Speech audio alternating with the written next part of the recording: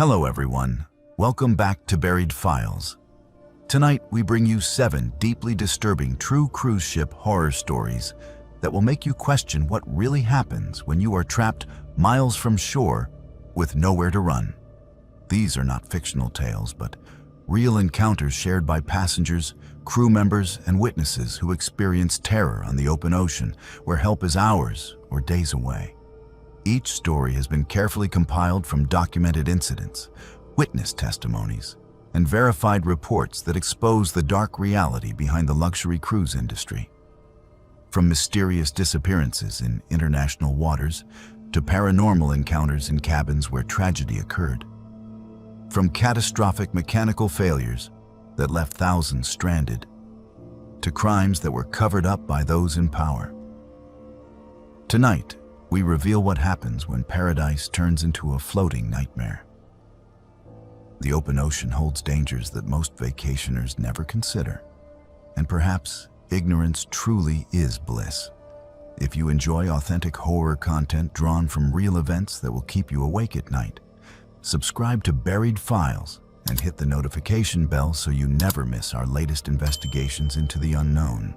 After you listen to these chilling accounts, we want to hear from you in the comments below about your own cruise experiences or encounters with unexplained phenomena at sea. Now settle in as we explore the darkness that lurks beneath the surface of the cruise ship industry, where international waters mean international lawlessness, and where some passengers check in but never truly check out. Liam had worked as an assistant security officer aboard the Oceanic Majesty for 3 years, and in that time, he had seen nearly everything the cruise ship life had to offer. Drunken passengers stumbling through corridors at 4 in the morning, petty thefts from cabins, the occasional medical emergency that required the ship to divert course. But nothing in his training or experience had prepared him for what he would witness on a seemingly ordinary Tuesday morning in the middle of the Caribbean Sea.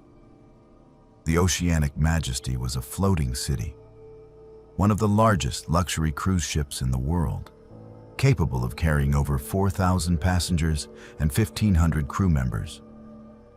It boasted 10 restaurants, 3 swimming pools, a rock climbing wall, and an ice skating rink. For most passengers, it represented the vacation of a lifetime. For Liam, it was simply his workplace, a massive vessel that required constant monitoring to ensure the safety and security of everyone aboard. His shift that night had been routine.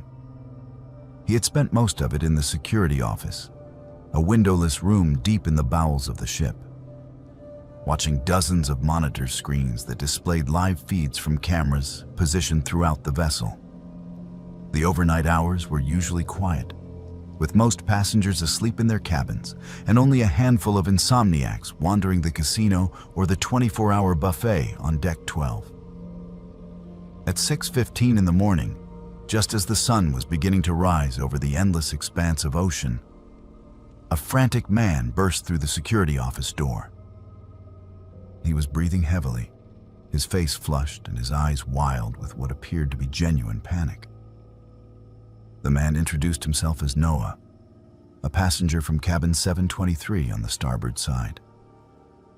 He was traveling with his wife, he explained, and she had vanished sometime during the night. Liam immediately activated the standard missing person protocol. He asked Noah when he had last seen his wife, what she had been wearing, whether they had argued, or if she had mentioned feeling unwell. Noah claimed he had fallen asleep around midnight and woke at 6 to find his wife gone. She was not in the bathroom, not on their balcony, not anywhere in the cabin. He had checked the nearby decks and corridors, but found no trace of her. Something about Noah's demeanor struck Liam as unusual. The man seemed agitated, certainly, but there was a performative quality to his distress that triggered Liam's instincts. In his years working security, he had developed a sense for when people were not being entirely truthful. Noah's eyes darted around the room too frequently. His hands trembled, but not in the way hands usually trembled from fear. It was more like the trembling that came from adrenaline, from having done something physically demanding. Liam assured Noah that they would locate his wife and asked him to return to his cabin while security conducted a thorough search.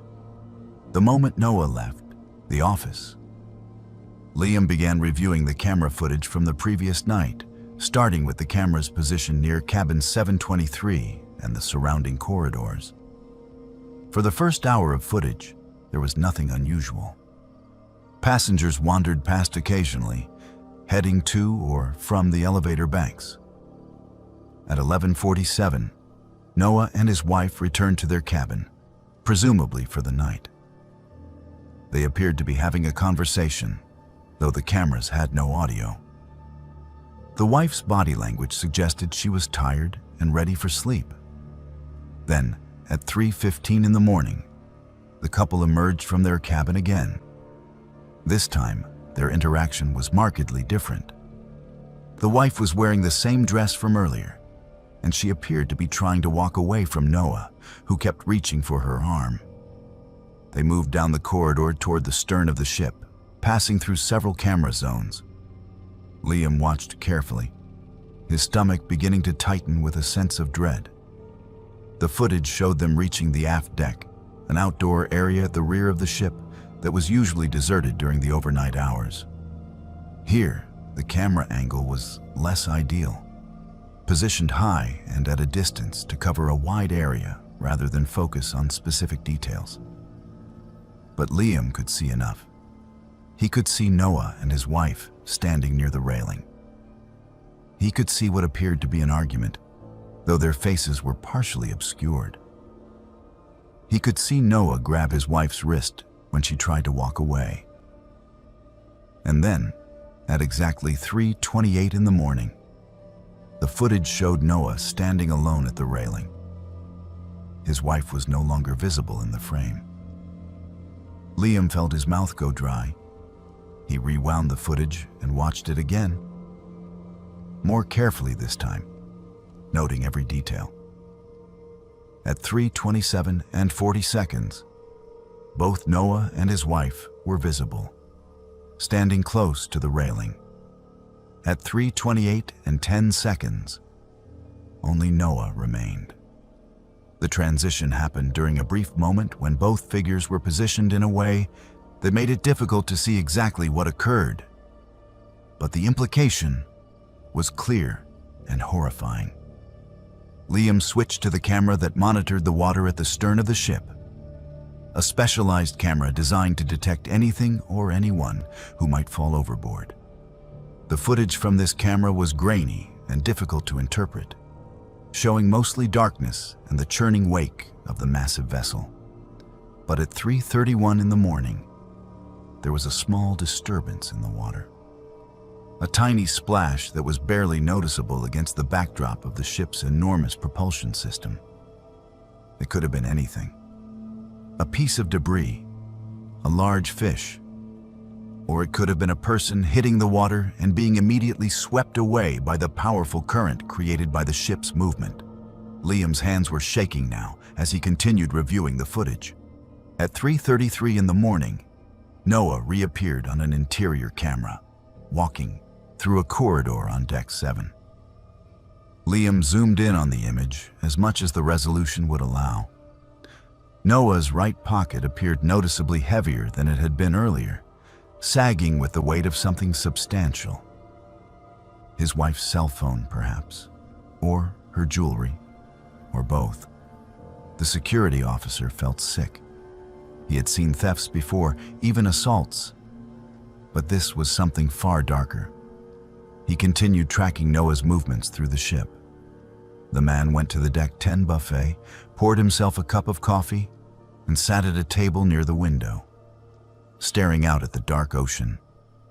He remained there for nearly an hour before returning to his cabin at 4:45 in the morning. Liam immediately contacted his supervisor and the captain. Within minutes, the ship's senior security team had assembled in the office to review the footage. Everyone reached the same grim conclusion. Something had happened to Noah's wife at the aft deck railing. and it appeared that Noah had been the only other person present. The ship's protocol for a person overboard was activated immediately. The captain ordered the vessel to turn around and retrace its course, though everyone in the security office knew that the chances of finding someone who had gone into the water more than 3 hours earlier were virtually non-existent. The ocean was vast and dark, and a human body would be nearly impossible to locate even in daylight, let alone in the pre-dawn hours. A massive search was organized throughout the ship. Every public area was checked. Every crew member was questioned.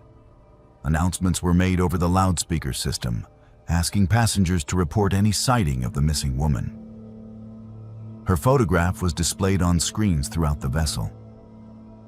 Security personnel went cabin to cabin on Deck 7, knocking on doors and asking if anyone had seen or heard anything unusual during the night. Noah participated in the search with what appeared to be genuine distress. He wandered the decks calling his wife's name. He broke down crying in front of other passengers. He cooperated fully with security, answering every question, allowing them to search his cabin, providing his wife's information for the official reports. To anyone who did not know about the camera footage, he appeared to be a devastated husband whose wife had mysteriously vanished. But Liam knew better. He had watched the footage a dozen times by now. He had seen the way Noah positioned himself between his wife and the rest of the deck. He had seen the physical contact. He had seen the moment when she disappeared from the frame. And most damning of all, he had noticed something that made his blood run cold. While reviewing the footage of the aft deck more carefully, Liam realized that all 4 safety rings that were normally mounted on the stern railing were missing from the footage. These were bright orange flotation devices designed to be thrown to anyone who fell overboard, and they were supposed to be permanently secured to the railing. But in the 3:15 footage, the mounting brackets were empty. Someone had removed the safety rings before Noah and his wife arrived at that location. Liam reported this finding to his supervisor, who immediately dispatched crew members to check the aft deck. They found all 4 safety rings hidden in a nearby storage locker, a location that only crew members were supposed to have access to. Though Liam knew that determined passengers could sometimes obtain crew keys through various means, the implications were staggering. This had not been a spontaneous act. Someone had deliberately removed the safety equipment from that section of railing, eliminating any chance of rescue if someone went into the water. It suggested premeditation. It suggested planning. It suggested murder. The Coast Guard was notified, and they launched their own search operation, dispatching aircraft and vessels to sweep the area where the woman had likely gone overboard. But as the hours passed with no sign of her, hope faded. The ocean had claimed her, and her body would probably never be recovered. Meanwhile, Liam continued his investigation. Something was bothering him about Noah, something beyond the obvious suspicion raised by the camera footage. He decided to look into Noah's background and travel history. Using the ship's passenger database, he discovered something that made his stomach drop. This was Noah's 3rd cruise in the past 2 years. That in itself was not unusual. Many people enjoyed cruising and took multiple trips. But what was unusual was that Noah had been accompanied by a different female companion on each voyage. The first trip, 14 months ago, had been with a woman named Sarah. The second trip, 8 months ago, had been with a woman named Jennifer. And this trip had been with a woman who now appeared to be dead.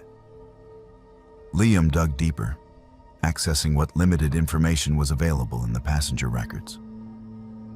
Both Sarah and Jennifer had also been reported missing during their respective cruises with Noah. Both incidents had occurred in international waters. Both cases had been investigated by the ship's security and reported to the appropriate authorities. but neither had resulted in any charges or arrests. Both women's bodies had never been recovered. The pattern was undeniable and absolutely chilling. Noah was traveling on luxury cruises with women, and those women were disappearing overboard under mysterious circumstances. 3 trips, 3 missing companions, 3 bodies lost to the ocean. Liam compiled all of this information and presented it to the captain and the senior security team. They were horrified, but also frustrated. The ship was currently in international waters, which complicated jurisdiction considerably. Additionally, the camera footage, while highly suspicious, did not definitively show Noah pushing his wife overboard.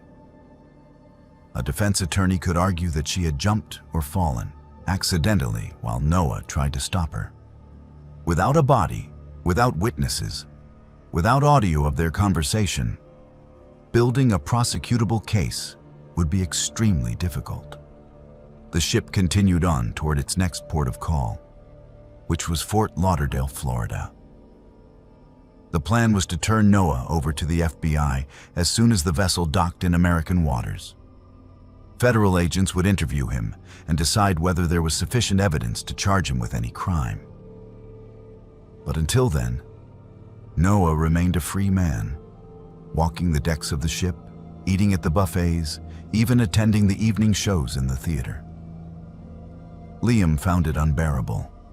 He watched Noah on the security cameras, seeing him laugh with other passengers, seeing him express gratitude to crew members who offered condolences about his missing wife.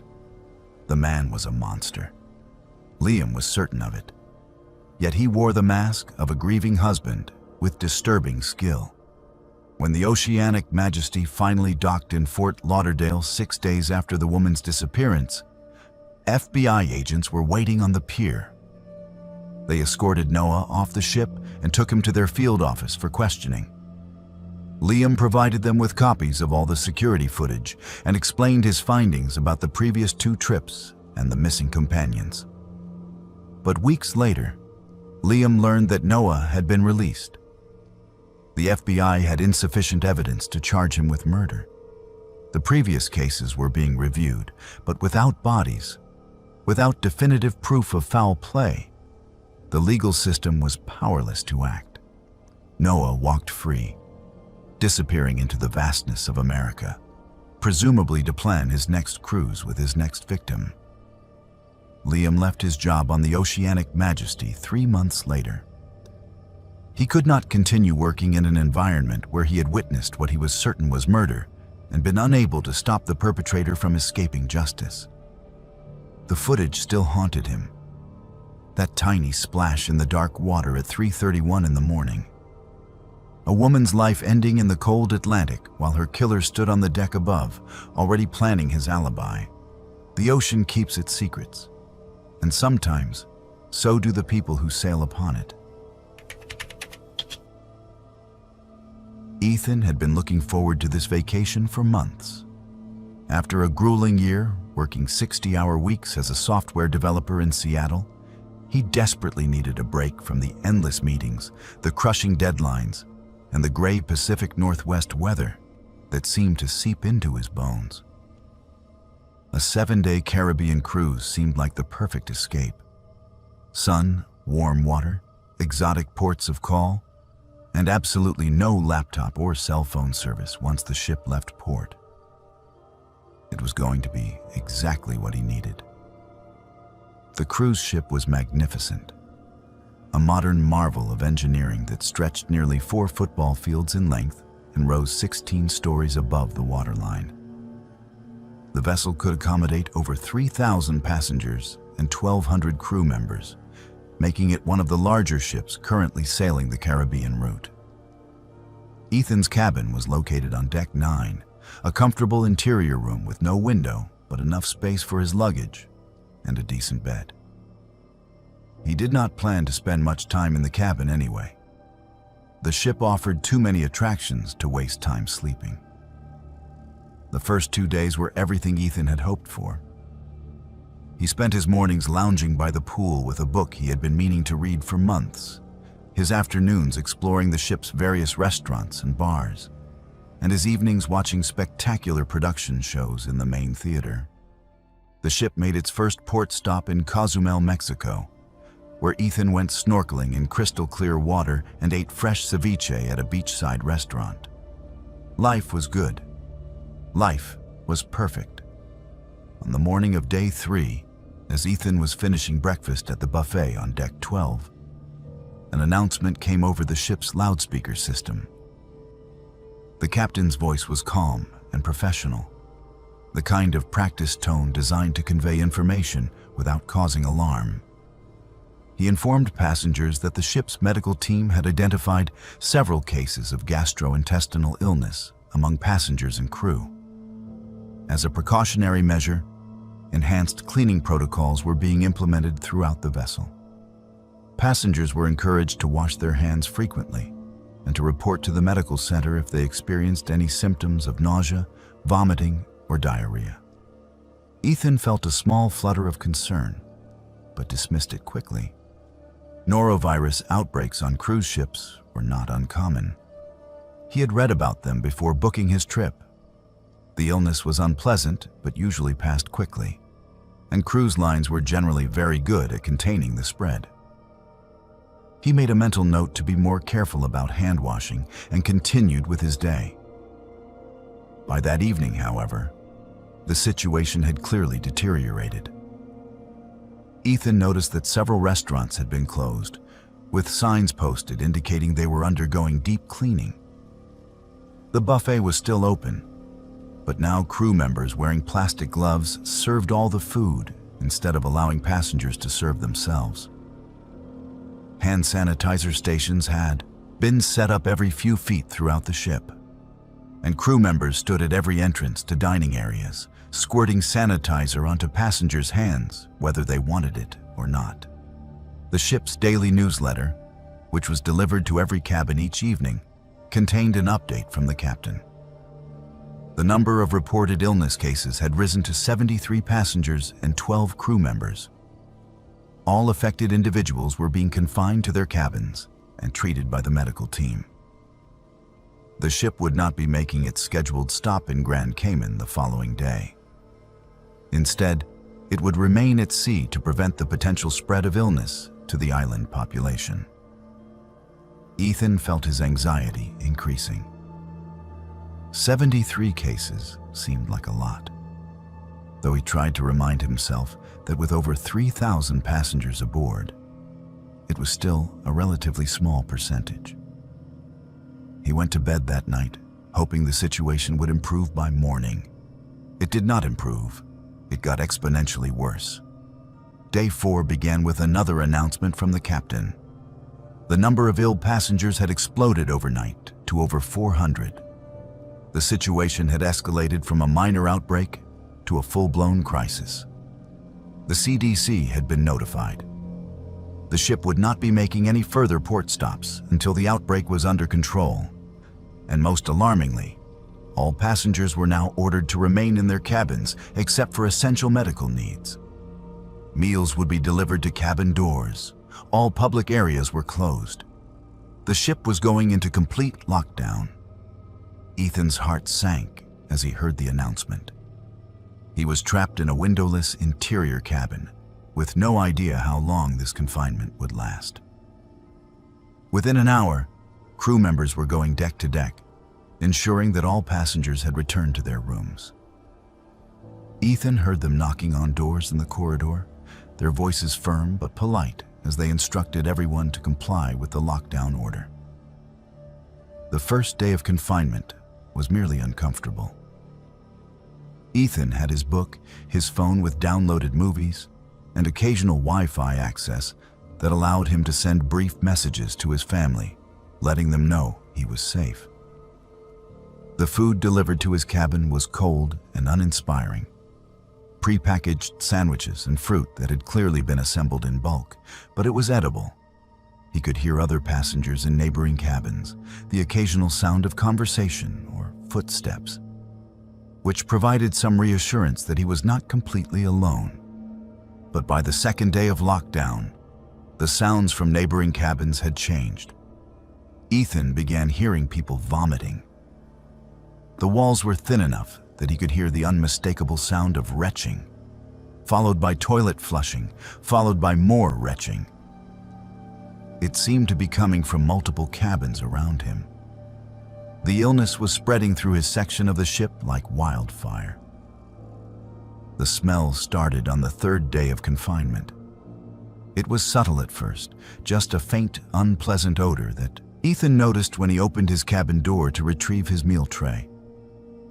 But within hours, it had become overwhelming, a nauseating stench of human waste and disinfectant that permeated the entire corridor. Ethan stuffed towels under his door, trying to block the smell. But it seeped through anyway, making his already claustrophobic cabin feel even more unbearable. He later learned what was happening from whispered conversations with other passengers when they occasionally opened their doors to collect food trays.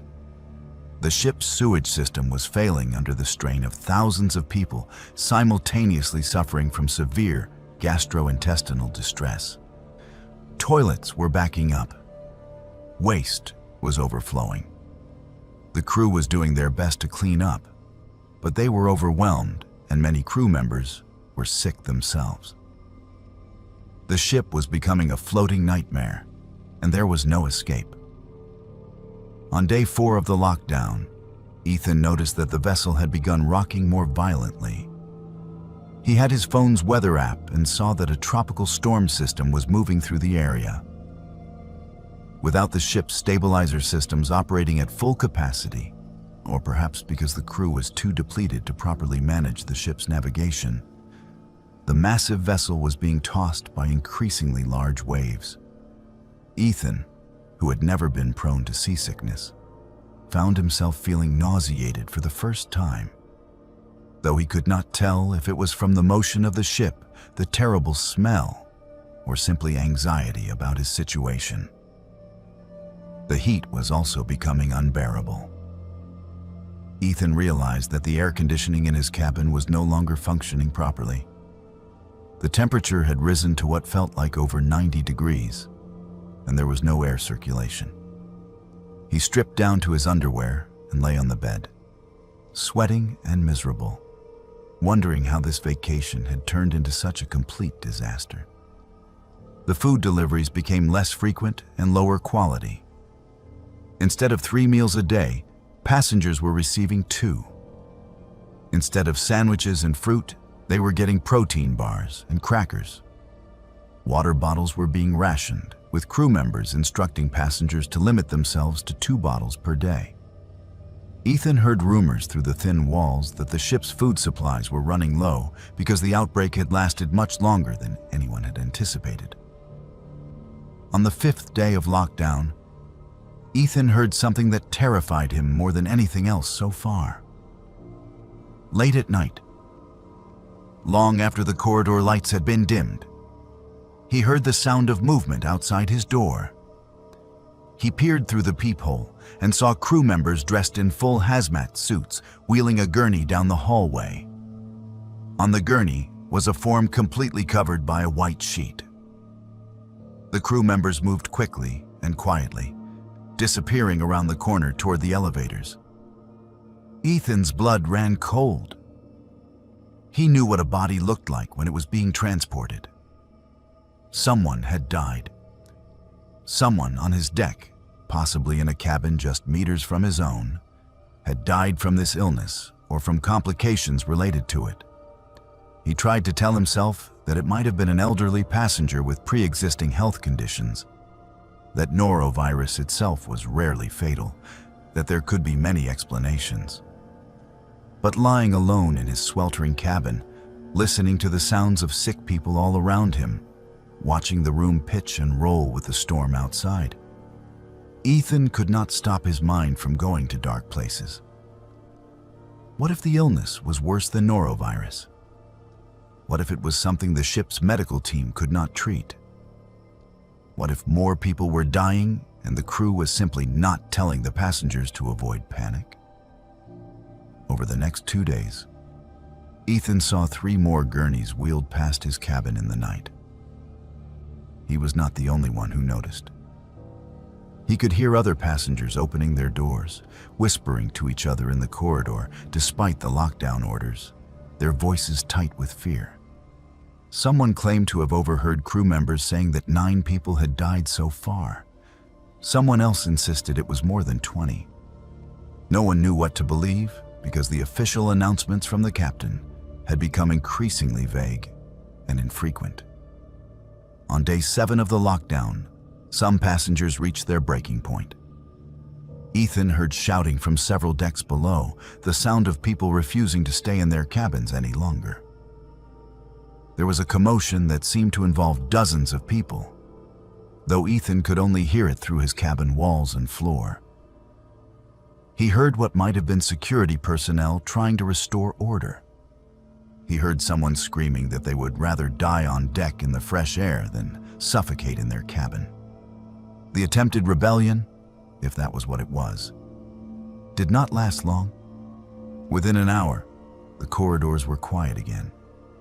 Ethan never learned what exactly had happened or whether any passengers had actually managed to escape their cabins. The silence was somehow worse than the shouting had been. The temperatures continued to climb. Ethan's thermometer, which he had packed for tracking his fitness metrics, registered 98 degrees Fahrenheit in his cabin. He was drinking his rationed water as slowly as possible, but his mouth was constantly dry and his head ached from dehydration. He had stopped sweating, which he knew was a bad sign. His thoughts were becoming fuzzy and disconnected. He spent most of his time lying motionless on the bed, trying to conserve energy, trying not to think about how much longer this could possibly continue. On what Ethan later learned was day 9 of the cruise, 2 days beyond when it was supposed to have ended, the captain made an announcement that nearly brought Ethan to tears with relief. The ship was approaching Port Everglades in Fort Lauderdale, Florida. They would be docking within 3 hours. However, passengers would not be immediately allowed to disembark. CDC officials were waiting at the port to assess the situation, and all passengers would need to be evaluated and cleared before they could leave the ship. When Ethan finally felt the ship's engines shut down and sensed the vessel coming to a stop, he opened his cabin door for the first time in days and stepped into the corridor. The smell nearly knocked him over. Other passengers were emerging from their cabins as well, and Ethan was shocked by their appearance. People looked gaunt, pale, exhausted. Some were being supported by family members. Everyone had the same hollow-eyed expression of people who had endured something traumatic. The disembarkation process was a nightmare in itself. Passengers were required to gather in the main theater, where CDC personnel in full protective equipment took their temperatures, asked them questions about their symptoms, and made notes on clipboards. Anyone who showed signs of illness was being separated from the general population and taken to a quarantine facility on land. Ethan watched families being torn apart, with sick members being led away to buses while healthy members were directed to different areas. It took 14 hours from the time the ship docked until Ethan was finally cleared to leave. He walked down the gangway on shaking legs, carrying his luggage past a gauntlet of news cameras and reporters who were documenting what had become an international incident. The cruise line's stock price had plummeted. Lawsuits were already being filed. Congressional hearings were being planned. Ethan made it to his hotel room near the airport and immediately got into the shower, scrubbing himself with water as hot as he could stand, trying to wash away the memory of those 9 days. But no amount of soap could erase what he had experienced. The sounds of people being sick, the smell of sewage and fear, the gurneys wheeling past his door in the night, the rising heat and dwindling supplies, the dawning realization that he was trapped in a situation beyond his control, floating in the middle of the ocean with thousands of other people, all of them at the mercy of a virus that had turned a luxury vacation into a floating prison. He later learned that the official death toll from the outbreak was 11 passengers and 2 crew members. The cruise line disputed these numbers, claiming that some of the deaths were from pre-existing conditions and not directly attributable to the norovirus outbreak. It did not matter to Ethan. He had heard those gurneys. He knew what he had experienced. 6 months later, Ethan still had nightmares about being trapped in that cabin. He had developed anxiety about confined spaces and had started seeing a therapist to help him process the trauma. His family asked if he would ever consider going on another cruise. The question was absurd. Ethan would never set foot on a cruise ship again for as long as he lived. The ocean had seemed so inviting when the trip began. All that beautiful blue water, sparkling in the Caribbean sun.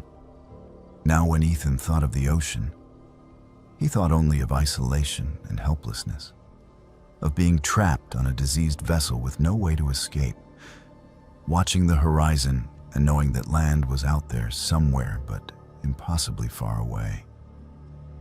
Some vacations change your life. This one had nearly ended his.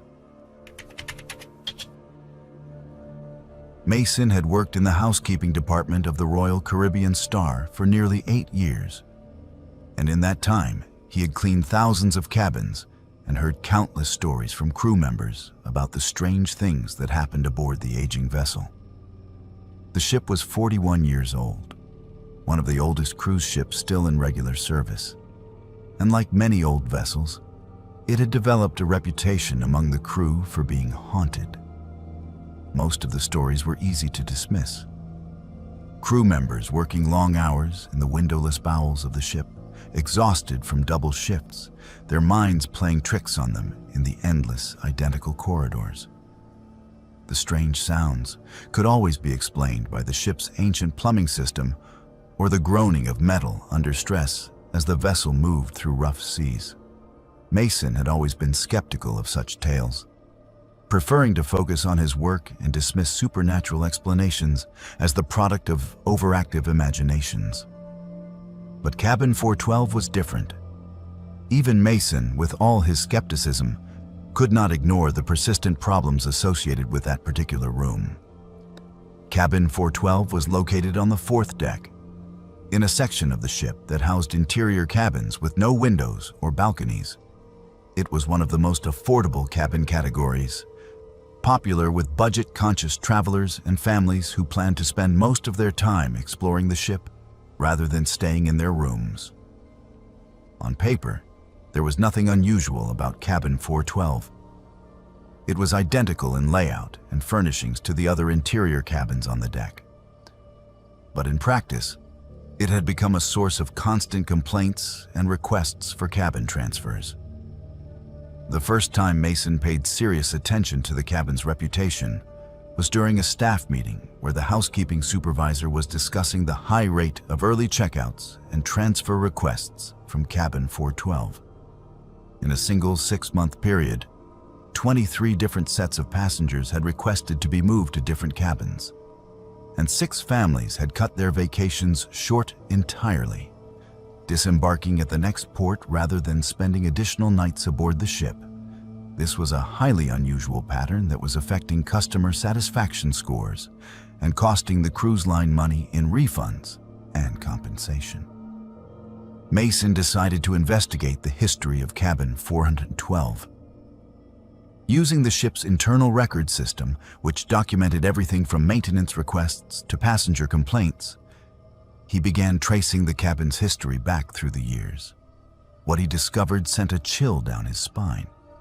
15 years earlier, during a repositioning cruise from Miami to Barcelona, a 73-year-old passenger named Edward Brennan had died in Cabin 412.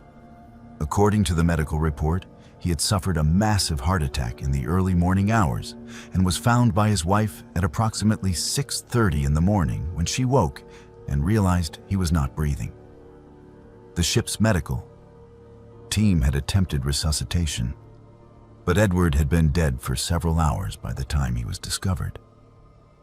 His body had been kept in the ship's morgue for the remainder of the voyage, and was released to his family when the vessel reached Barcelona. The death itself was not particularly unusual. Cruise ships, especially those carrying older passengers, experienced medical emergencies and deaths with some regularity. But what caught Mason's attention were the passenger complaints that had begun immediately after Edward's death and had continued with remarkable consistency ever since.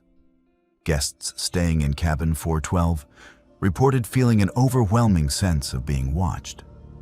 They described the air in the cabin as unnaturally cold, even when the thermostat was set to maximum heat. They complained of belongings being moved from where they had been placed, finding their clothes hanging in different positions in the closet or their toiletries rearranged in the bathroom. Several passengers had reported seeing the figure of an elderly man standing at the foot of the bed, always appearing between 2 and 4 in the morning, always standing perfectly still, always vanishing the moment the lights were turned on. Mason found detailed accounts in the complaint records. One family from Ohio had described waking to find all the drawers in the cabin opened, though they had been closed when they went to sleep. A couple from England reported that the television turned itself on repeatedly during the night, always tuning to the same channel showing the ship's bow camera feed. A solo traveler from Australia had fled the cabin in the middle of the night, refusing to return even to collect her belongings, claiming that something had touched her face while she was sleeping, and that she had felt breath on her neck. The most disturbing reports came from passengers who had no knowledge of the cabin's history. They described the elderly man they had seen in remarkable detail. Thin build, white hair, wearing what appeared to be old-fashioned striped pajamas. Several passengers had sketched pictures of the figure they had encountered. When Mason showed these sketches to crew members who had worked on the ship 15 years ago, 2 of them immediately identified the figure as matching Edward Brennan's appearance. Mason decided to review the security camera footage from the corridor outside cabin 412. The ship's security system kept recordings for only 30 days. But Mason managed to obtain footage from a recent cruise when passengers had filed complaints about the cabin. What he saw on those recordings defied rational explanation. The footage showed cabin 412's door opening and closing by itself on multiple occasions throughout the night. The door would swing open slowly, remain open for exactly 30 seconds, then close again with the deadbolt somehow engaging despite no one being visible in the corridor. This happened at 3:14 in the morning on 3 consecutive nights, always at exactly the same time. Mason watched the footage dozens of times, looking for any indication of tampering or malfunction. But the door's movements were smooth and deliberate, not jerky like a mechanical failure would produce. And the timing was too precise to be coincidental. Something was causing that door to open at 3:14 every single morning, and Mason could not find any logical explanation. The ship's maintenance department had been called to cabin 412 more than 40 times over the past 5 years to investigate problems with the lights, the thermostat, the television, the plumbing, and the door lock. Every single time, the technicians found that all the systems were functioning perfectly. There was never any mechanical fault that could explain the issues passengers were experiencing. Mason knew he needed to experience the cabin for himself if he was going to understand what was happening. On a night when cabin 412 was unoccupied between cruises, he obtained permission from his supervisor to spend a few hours in the room conducting what he told management was a thorough inspection for potential maintenance issues. He entered the cabin at 11 o'clock at night, armed with a clipboard and a checklist of items to examine. The moment he stepped through the door, he felt it. The temperature in the cabin was noticeably colder than the corridor, despite the thermostat reading showing 72 degrees. But it was more than just cold. There was a heaviness to the air, a thickness that made breathing slightly more difficult. Mason had cleaned thousands of cabins, and had never experienced anything like this sensation. He forced himself to proceed with the inspection, checking the bathroom fixtures, examining the closet, testing the television remote. Everything appeared normal, but the feeling of being watched grew stronger with each passing minute. Mason found himself constantly glancing over his shoulder, expecting to see someone standing behind him, though he knew he was alone in the cabin. At 3:14 in the morning, Mason heard it. A sound like labored breathing, raspy and strained, coming from the area near the bed. He froze, his heart pounding, every instinct screaming at him to leave the cabin immediately. But he forced himself to remain still, listening intently. The breathing continued for nearly a minute, growing gradually weaker until it faded into silence. Mason turned on all the lights in the cabin and moved toward the bed. The temperature in that specific area was even colder than the rest of the room. He extended his hand toward the spot where the breathing sound had originated and felt a coldness so intense it made his fingers ache. It was as if the air itself was frozen in that particular location. Then he saw it.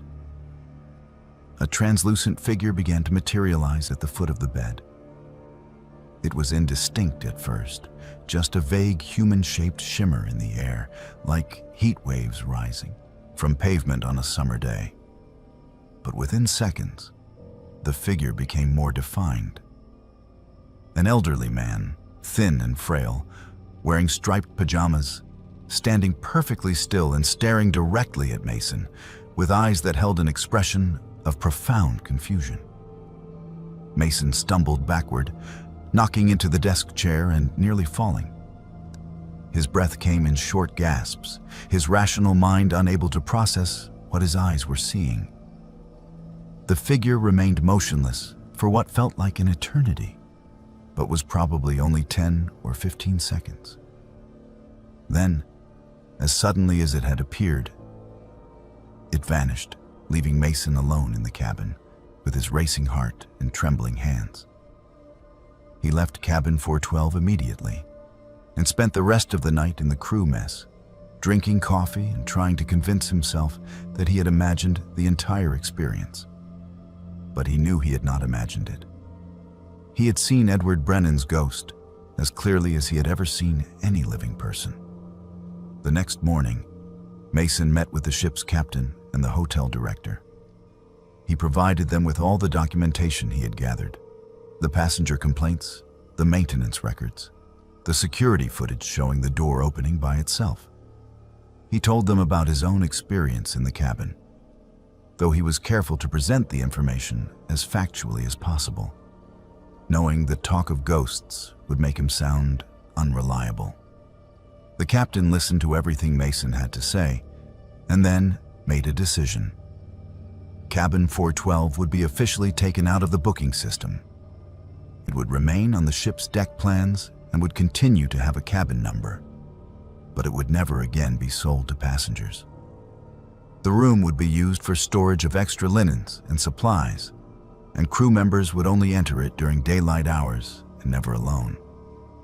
Mason was relieved by this decision, though he knew it was not a true solution to the problem. Edward Brennan's spirit remained in cabin 412, trapped or bound to the place where he had died, endlessly reliving those final moments when his heart had stopped beating and he had taken his last breath. The old man's ghost would continue opening the door at 3:14 in the morning, would continue standing at the foot of the bed where his body had grown cold, would continue searching for something that Mason suspected even the ghost itself no longer remembered. The Royal Caribbean Star continued sailing its regular routes, carrying thousands of passengers to beautiful destinations throughout the Caribbean. And on the fourth deck, in the section of interior cabins where budget-conscious travelers slept peacefully, cabin 412 remained dark and locked, its door marked with a maintenance tag that ensured no one would accidentally disturb what dwelt within. Some doors, Mason had learned, should never be opened. Lucas had never been on a cruise ship before, and by day 3 of his Caribbean vacation, he was completely enchanted by the experience. The vessel was spectacular, a massive floating resort that carried over 4,000 passengers and offered more restaurants, bars, pools, and entertainment options than he could possibly explore in a single week. The weather had been perfect, the food was excellent, and Lucas had spent his days alternating between lying by the pool with a cold drink and exploring the various ports of call. Life could not have been better. That illusion of perfection shattered at 5 o'clock in the morning on day 4. Lucas was jolted awake by a sound unlike anything he had ever heard before. A deep, thunderous bang that seemed to come from the very heart of the ship. The entire vessel shuddered violently, and Lucas was thrown from his bed onto the floor of his cabin. The lights flickered once, twice, then went out completely before emergency lighting kicked in, bathing everything in an eerie red glow. For a moment, there was absolute silence. Then the alarm started blaring, a piercing wail that made Lucas's ears ring. He scrambled to his feet, his heart pounding, trying to understand what was happening. The ship felt wrong. The normal, constant hum of the engines that had become background noise over the past 3 days was gone, replaced by an unsettling quiet, punctuated only by the alarm and the sound of panicked voices in the corridor outside his cabin. Lucas grabbed his life jacket from the closet where it had been stored and pulled on a pair of shorts and a shirt. His hands were shaking so badly he could barely tie his shoes. The voice came over the loudspeaker system, the captain speaking in that carefully controlled tone that authority figures use when they are trying to prevent panic while delivering terrible news. All passengers were to report immediately to their assigned muster stations. This was not a drill. There had been an incident in the engine room. The crew was working to assess the situation. Everyone needed to remain calm and follow instructions. Lucas joined the stream of passengers flooding into the corridors, most of them in various states of undress, clutching life jackets, their faces reflecting the same fear he felt. The ship was listing slightly to one side, and walking required effort to maintain balance. They made their way to the muster station, a large gathering area on one of the outer decks where they had been instructed to assemble during the mandatory safety drill on the first day of the cruise.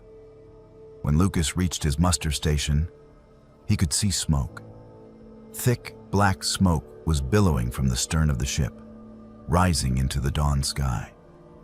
The smell of burning fuel and melted plastic filled the air, acrid and choking. Other passengers were pointing and taking photographs with their phones, though Lucas noticed there was no cell service this far out at sea. The enormity of their isolation hit him like a physical blow. They were in the middle of the Caribbean, hours from land, on a ship that was clearly on fire. The crew members at the muster station were doing their best to maintain order, conducting roll calls and ensuring everyone was accounted for. They distributed additional life jackets to those who had forgotten theirs in the panic. A senior officer addressed the assembled passengers, explaining that there had been an explosion in one of the engine rooms and that a fire had broken out. The fire suppression systems were engaged, and the crew was working to contain the blaze. All passengers needed to remain at their muster stations until further notice. Hours passed. The sun rose, revealing the full scope of their situation. The ship was completely dead in the water, floating without power, drifting with the current. The stabilizers that normally kept the vessel steady were not functioning. And as the morning went on, the ship began to rock more violently in the swells. Passengers who had never experienced seasickness before were becoming ill, leaning over the railings or collapsing in miserable heaps on the deck. By mid-morning, the captain made another announcement. The fire in the engine room had been extinguished, but the damage was extensive. Both main engines were offline. The ship had no propulsion and no power generation capability. They were working to restart the emergency generators to restore minimal electrical power. But it would take time. The Coast Guard had been notified, and rescue operations were being coordinated.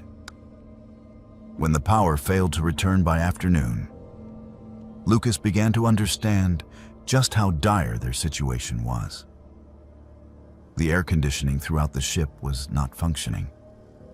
The temperature inside the vessel began to climb rapidly as the Caribbean sun beat down on the metal hull. Within hours, the interior of the ship had become an oven. Passengers abandoned their cabins and gathered on the open decks, seeking any relief from the oppressive heat. Lucas watched the thermometer on his watch climb past 95 degrees, then 100, then higher. The food situation became apparent by dinner time. Without power, the ship's massive refrigeration systems were not working. Thousands of pounds of food were spoiling rapidly in the heat. The crew distributed what they could, non-perishable items like crackers and granola bars. But it was nowhere near enough to feed 4,000 people. Lucas received a single protein bar and a bottle of water for dinner. He was told to ration the water carefully, as the desalination systems that normally provided fresh water to the ship were also offline. By the end of the first day without power, the toilet stopped working. The ship's plumbing system required electricity to function, and without it, waste began backing up throughout the vessel. Passengers were instructed to use designated areas of the lower decks, where crew members were distributing large, plastic bags for human waste. The dignity of vacation had completely evaporated, replaced by the grim reality of survival. Lucas spent that first night on an open deck, unable to sleep in his cabin, which had become unbearably hot and was beginning to smell terrible as the plumbing failed. He lay on a deck chair, staring up at the stars, listening to the sound of children crying and adults arguing. The fantasy of a luxury cruise had transformed into a nightmare of heat, thirst, and growing desperation. Day 2 adrift was worse.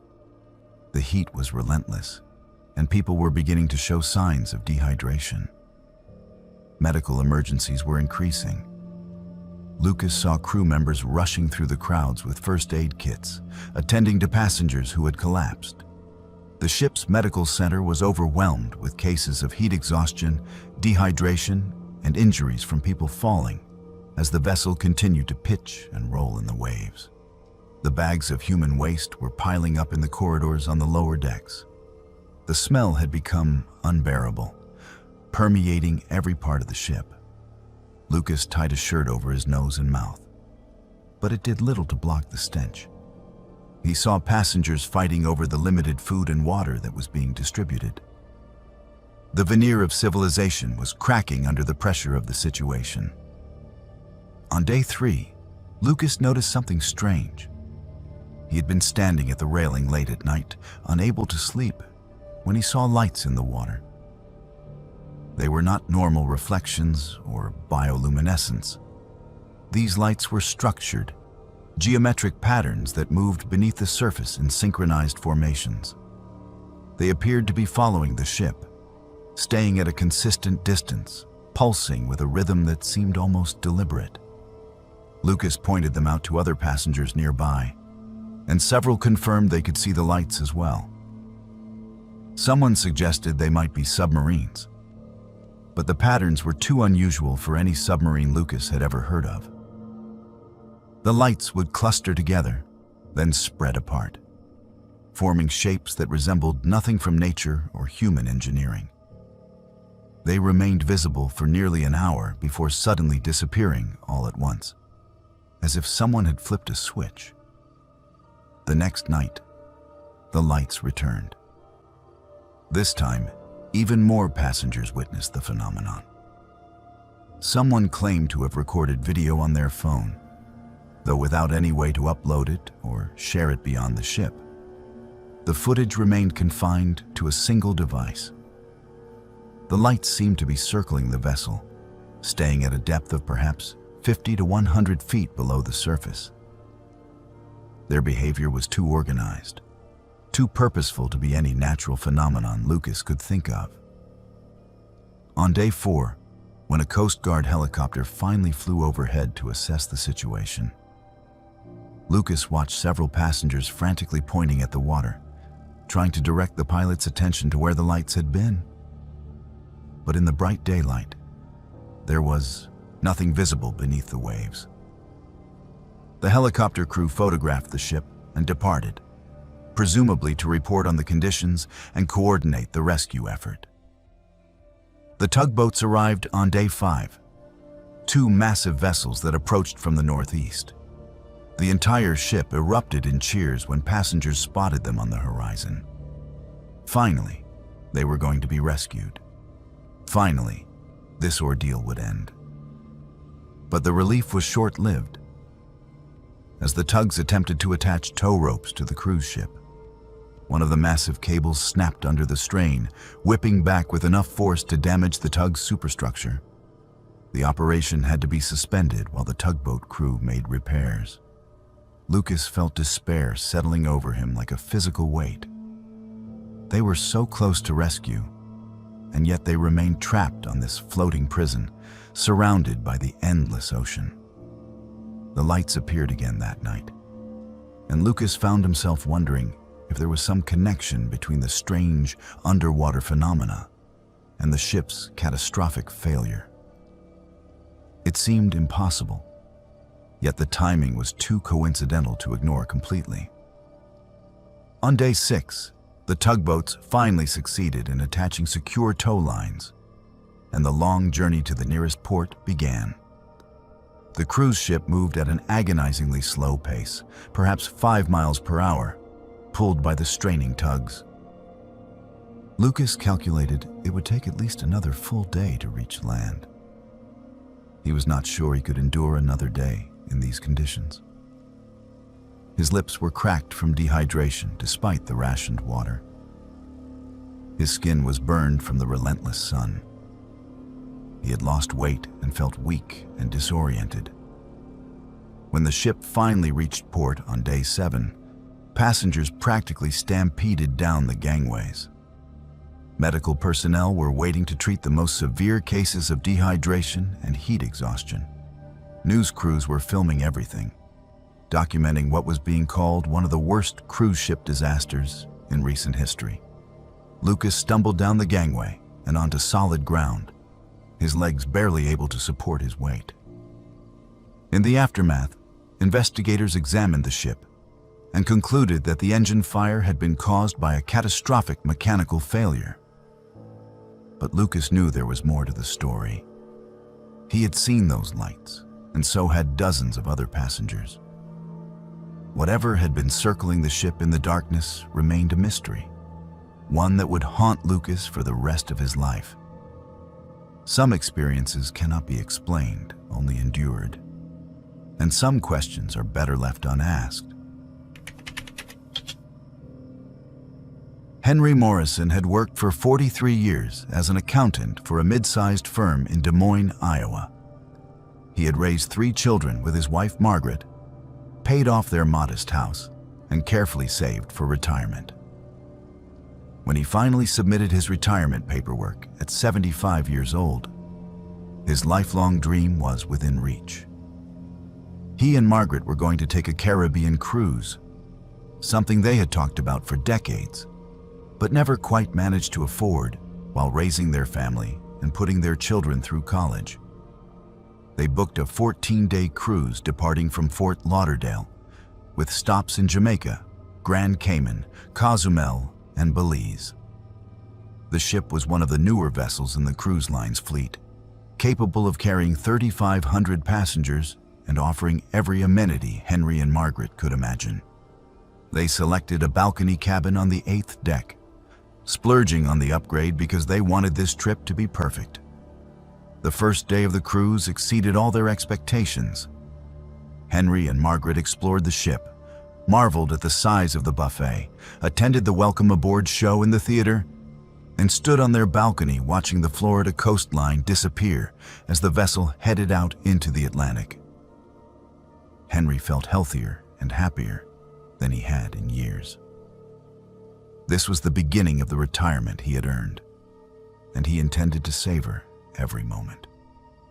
On the second night of the cruise, Henry and Margaret dressed up for the formal dinner in the main dining room. They had been seated at a table with 3 other couples, all retirees like themselves, and the conversation flowed easily as they enjoyed a 5-course meal. Henry ordered the prime rib, cooked medium rare, and pronounced it the best he had ever tasted. Margaret laughed at his enthusiasm, reminding him that he said the same thing about every meal he ate on vacation. After dinner, they attended a magic show in the theater, then took a stroll around the promenade deck, enjoying the warm Caribbean air and the sight of the stars reflected on the black water. Henry felt a slight tightness in his chest as they walked, but he dismissed it as the result of eating too much at dinner. They returned to their cabin around 10:30 and prepared for bed. Margaret woke at 2:15 in the morning to use the bathroom. When she returned to bed, she noticed that Henry was breathing strangely, making a rasping sound with each breath. She turned on the light and saw that his face was gray, his lips tinged with blue. She shook him, calling his name, but he did not respond. Margaret ran to the cabin phone and dialed 0 for the operator, screaming that her husband needed help immediately. Within 3 minutes, there was pounding on the cabin door. 2 medical personnel rushed in with a rolling case of emergency equipment. They began working on Henry, checking his pulse, his breathing, his pupils. One of them started chest compressions, while the other prepared a defibrillator. Margaret stood in the corner of the cabin, her hands pressed over her mouth, watching them try to save her husband. She heard one of them say something about ventricular fibrillation. She heard the whine of the defibrillator charging, then the thump as they shocked Henry's chest. His body arched off the bed, then settled back. The medical personnel checked for a pulse, found none, and shocked him again. After 20 minutes of resuscitation attempts, the senior medical officer made the decision to stop. Henry was gone. His heart had given out, a massive coronary event that had likely killed him within minutes. There was nothing anyone could have done to save him, even if the ship had been docked at the finest hospital in the world. Margaret's husband of 52 years was dead. The medical officer expressed his condolences and explained that they needed to move Henry's body to the ship's medical facility. Margaret watched in numb shock as they placed her husband on a gurney, covered him with a white sheet, and wheeled him out of the cabin. She was left alone in the room where just hours earlier she and Henry had been laughing about the magic show, making plans for their shore excursion in Jamaica. A senior crew member arrived an hour later to discuss the arrangements. Margaret had 2 options. The ship could disembark Henry's body at the next port, which was San Juan, Puerto Rico, arriving in 2 days.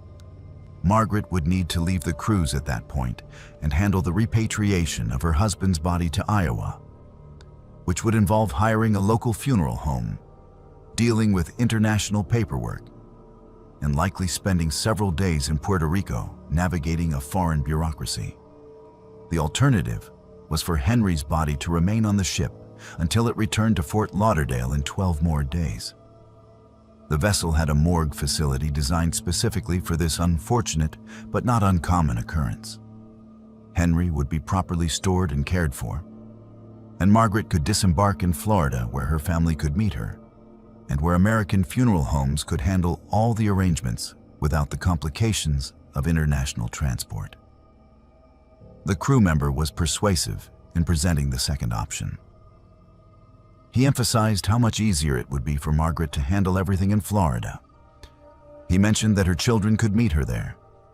He pointed out that she had already paid for the cruise and that Henry would have wanted her to enjoy the remainder of the trip as a tribute to his memory. Margaret overwhelmed with grief and unable to think clearly, agreed to let Henry's body remain on the ship. The next 12 days were surreal. Margaret went through the motions of the cruise, attending meals, visiting the ports of call, sitting on her balcony and crying while watching the ocean. Other passengers who learned of her loss offered condolences. The ship's staff checked on her daily, ensuring she was eating and coping with her grief. Several times, Margaret asked if she could see Henry's body, but she was told that it was not possible, that the morgue was a restricted area, that it would be better for her to remember him as he was. When the ship finally docked in Fort Lauderdale, Margaret's 3 children were waiting for her, along with a representative from the funeral home they had selected. The funeral director had arranged to collect Henry's body directly from the ship and transport it to Iowa for the services Margaret had been planning during those long days at sea. But when the funeral director boarded the vessel to retrieve the body, he discovered something that would haunt Margaret for the rest of her life. Henry's body was not in the ship's morgue. The morgue, according to what the funeral director was told by the ship's crew, had been out of service since before the cruise began. Instead, Henry had been stored in a large drink cooler in one of the ship's lower storage areas. His body had been placed in a thick plastic body bag and laid on a wooden pallet on the floor of the cooler, surrounded by cases of beer and soft drinks waiting to be moved to the ship's bars and restaurants. The cooler's temperature was supposed to be maintained at approximately 40 degrees Fahrenheit, adequate for storing beverages, but far too warm for properly preserving a human body, especially in the tropical heat of the Caribbean. By the time the funeral director accessed the storage area, Henry's body had been in inadequate refrigeration for nearly 2 weeks. The decomposition was extensive. Margaret's children tried to shield her from the full details, but she demanded to know everything. She learned that her husband's body had been stored in conditions normally reserved for drinks inventory. She learned that the ship's crew had known the morgue was not functional, but had not disclosed this to her when presenting her options. She learned that the promises of proper care and storage had been lies designed to keep her on the cruise rather than dealing with the complications of disembarking a body in Puerto Rico. Most devastating of all, the funeral director informed the family that an open casket viewing, which Margaret had wanted and which her children had been planning, was no longer possible. The decomposition had been too severe. Henry would need to be cremated or buried in a sealed casket. Margaret would never see her husband's face one final time to say goodbye. The family filed a lawsuit against the cruise line, seeking damages for negligence, emotional distress, and what they termed the desecration of Henry's remains. The cruise line's lawyers responded with motions to dismiss, arguing that the company had acted within maritime law and that they had provided appropriate storage given the circumstances. The case dragged on for 3 years. During the discovery phase of the lawsuit, Margaret's attorneys obtained photographs of the storage area where Henry's body had been kept. The images showed exactly what the funeral director had described: a commercial beverage cooler with metal shelving units stacked with soft drinks, beer, and juice, a wooden pallet on the floor, the thick black body bag containing Henry's remains, cases of Corona beers stacked against the wall just feet from where her husband's body lay. The cruise line eventually settled the case out of court for an undisclosed sum, with a non-disclosure agreement preventing Margaret or her children from discussing the specific details of the settlement. But the damage had been done. Margaret developed post-traumatic stress disorder from the experience. She had nightmares about Henry lying in that cooler, surrounded by beer cases, while she ate dinner in the dining room above, completely unaware of how her husband was being treated. She learned from her attorneys that this was not an isolated incident.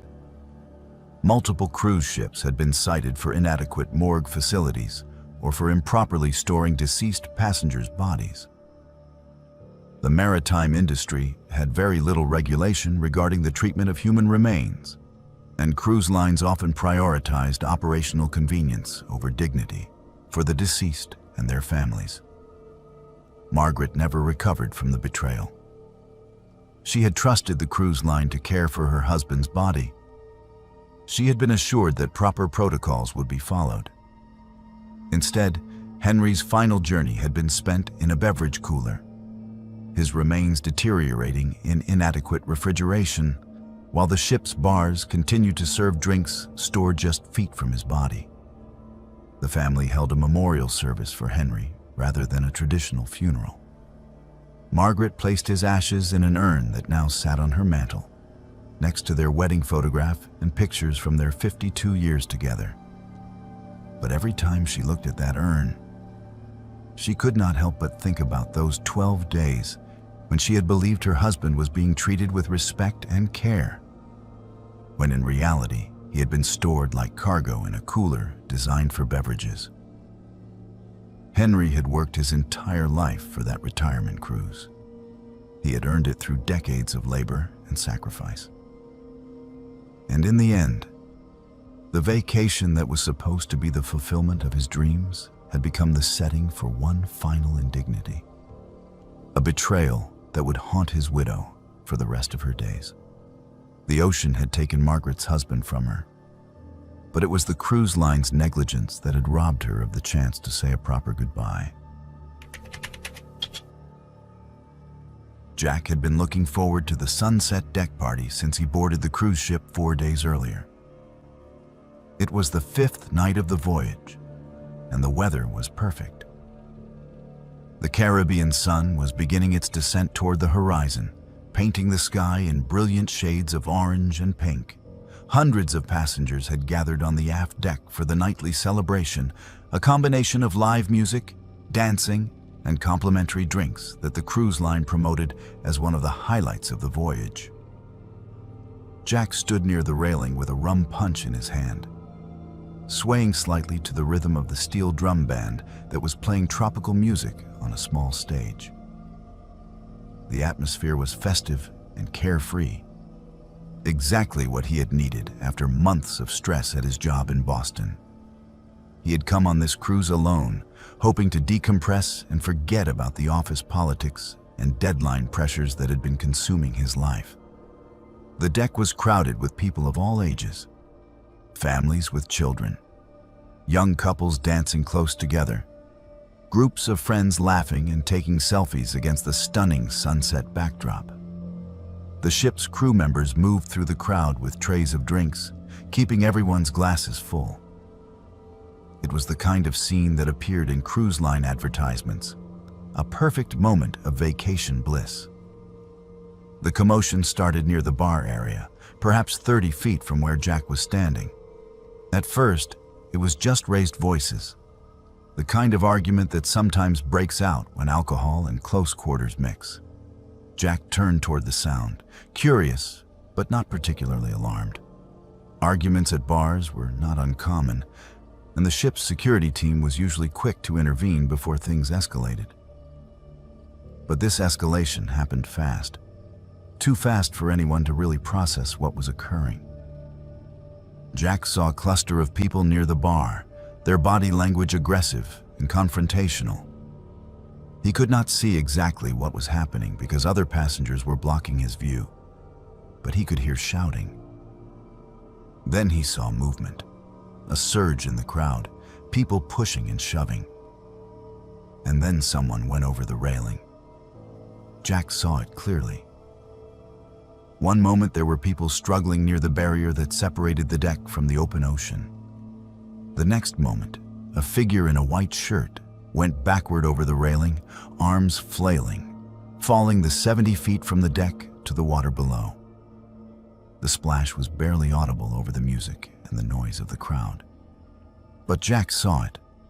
So did dozens of other people who happened to be looking in that direction. For a few seconds, there was a strange disconnect between what had just happened and how people were reacting. The music continued playing. Some passengers were still laughing and dancing, unaware that anything unusual had occurred. But those who had witnessed the fall were starting to scream, pointing at the water, their voices rising in panic. Jack rushed to the railing and looked down. The ship was moving at its normal cruising speed of approximately 20 knots, creating a massive wake of churning white water. But beyond the immediate turbulence, perhaps 100 yards behind the vessel now, Jack could see a person in the water. The figure was waving frantically, arms moving in the universal gesture of distress. Even from this distance, Jack could hear faint shouts for help carried on the evening breeze. More passengers were gathering at the railing now, all of them staring at the person in the water, all of them pointing and yelling. A woman standing next to Jack was screaming for someone to stop the ship. An older man was shouting for the crew to throw life preservers. Jack looked around frantically for crew members, for anyone in a uniform who could take action. But he realized something strange and terrifying. All the crew members who had been serving drinks and mingling with passengers just minutes earlier had vanished. The deck, which moments ago had been staffed by at least a dozen uniformed personnel, was now occupied only by panicked passengers. It was as if the crew had been swallowed by the ship itself, disappearing through doors and passages that only they knew about. Jack watched the person in the water growing smaller and smaller as the ship continued its forward momentum. The figure was still waving, still visible, but the distance was increasing with every passing second. He felt a crushing sense of helplessness. This was a massive cruise ship, not a speedboat that could stop on a dime.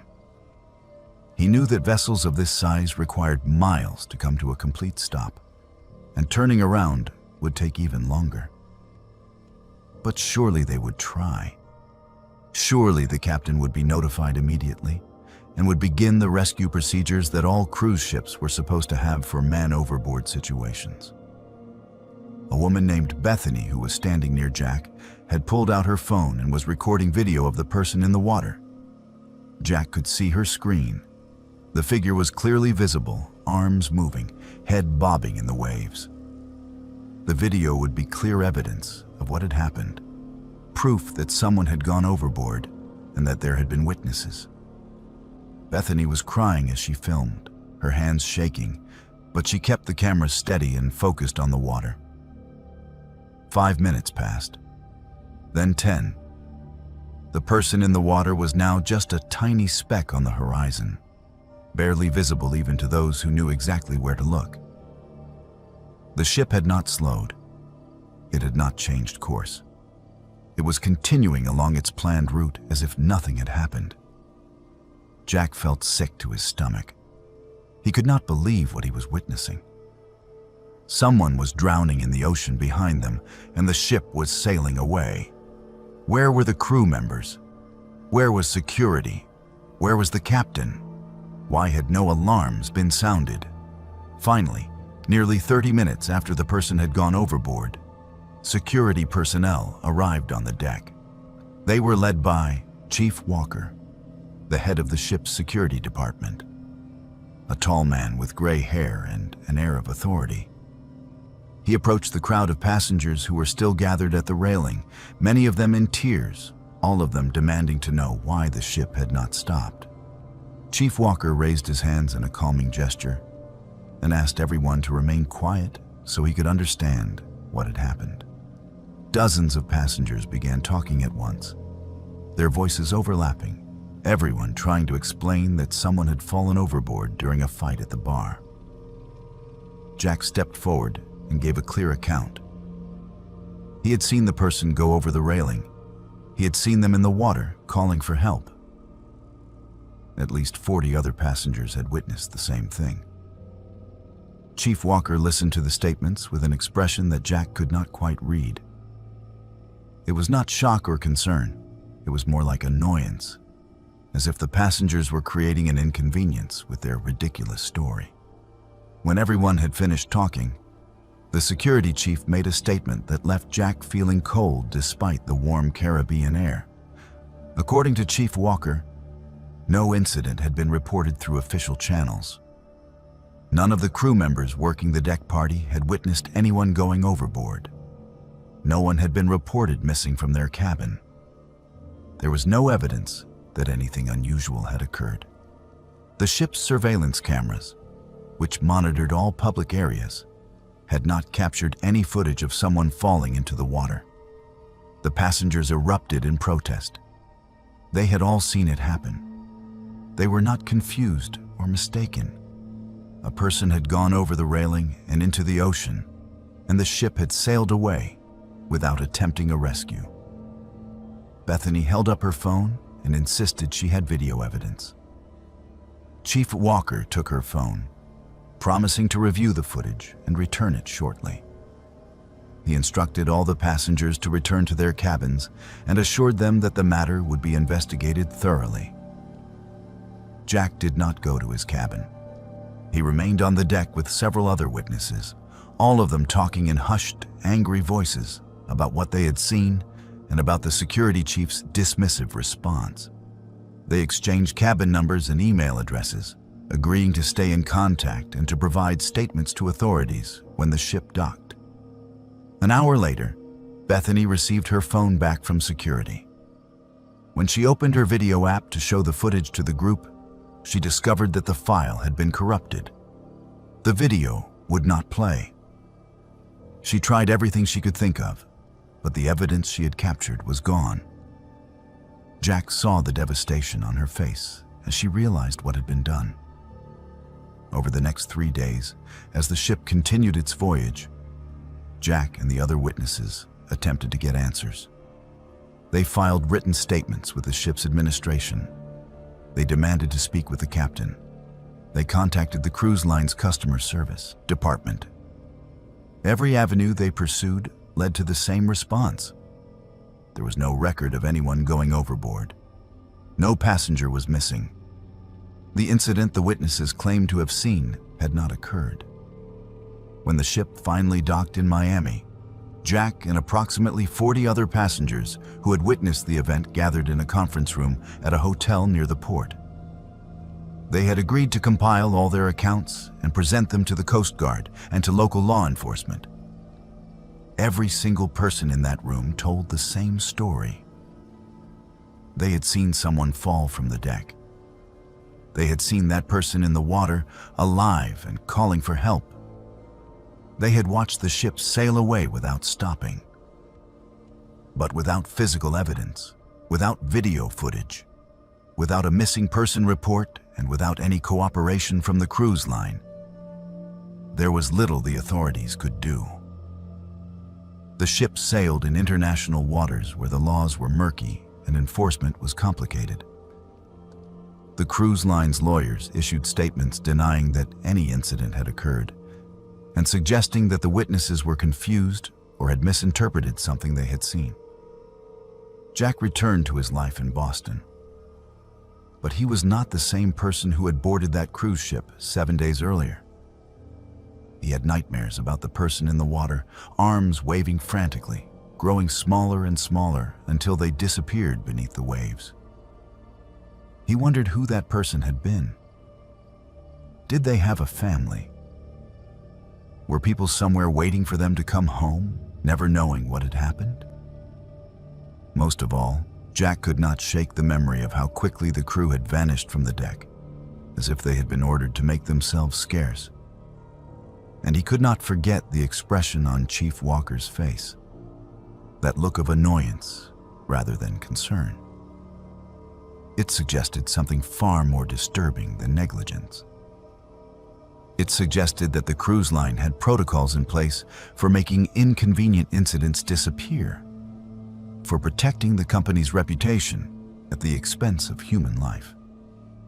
Jack never received answers about what happened that evening on the aft deck. The person who went into the water was never identified. The investigation, such as it was, went nowhere. And somewhere in the vast Caribbean Sea, A life ended while hundreds of witnesses watched helplessly from the deck of a cruise ship that never stopped. Daniel and his wife Sarah had been married for 10 years, and they had decided to celebrate their anniversary with a Caribbean cruise.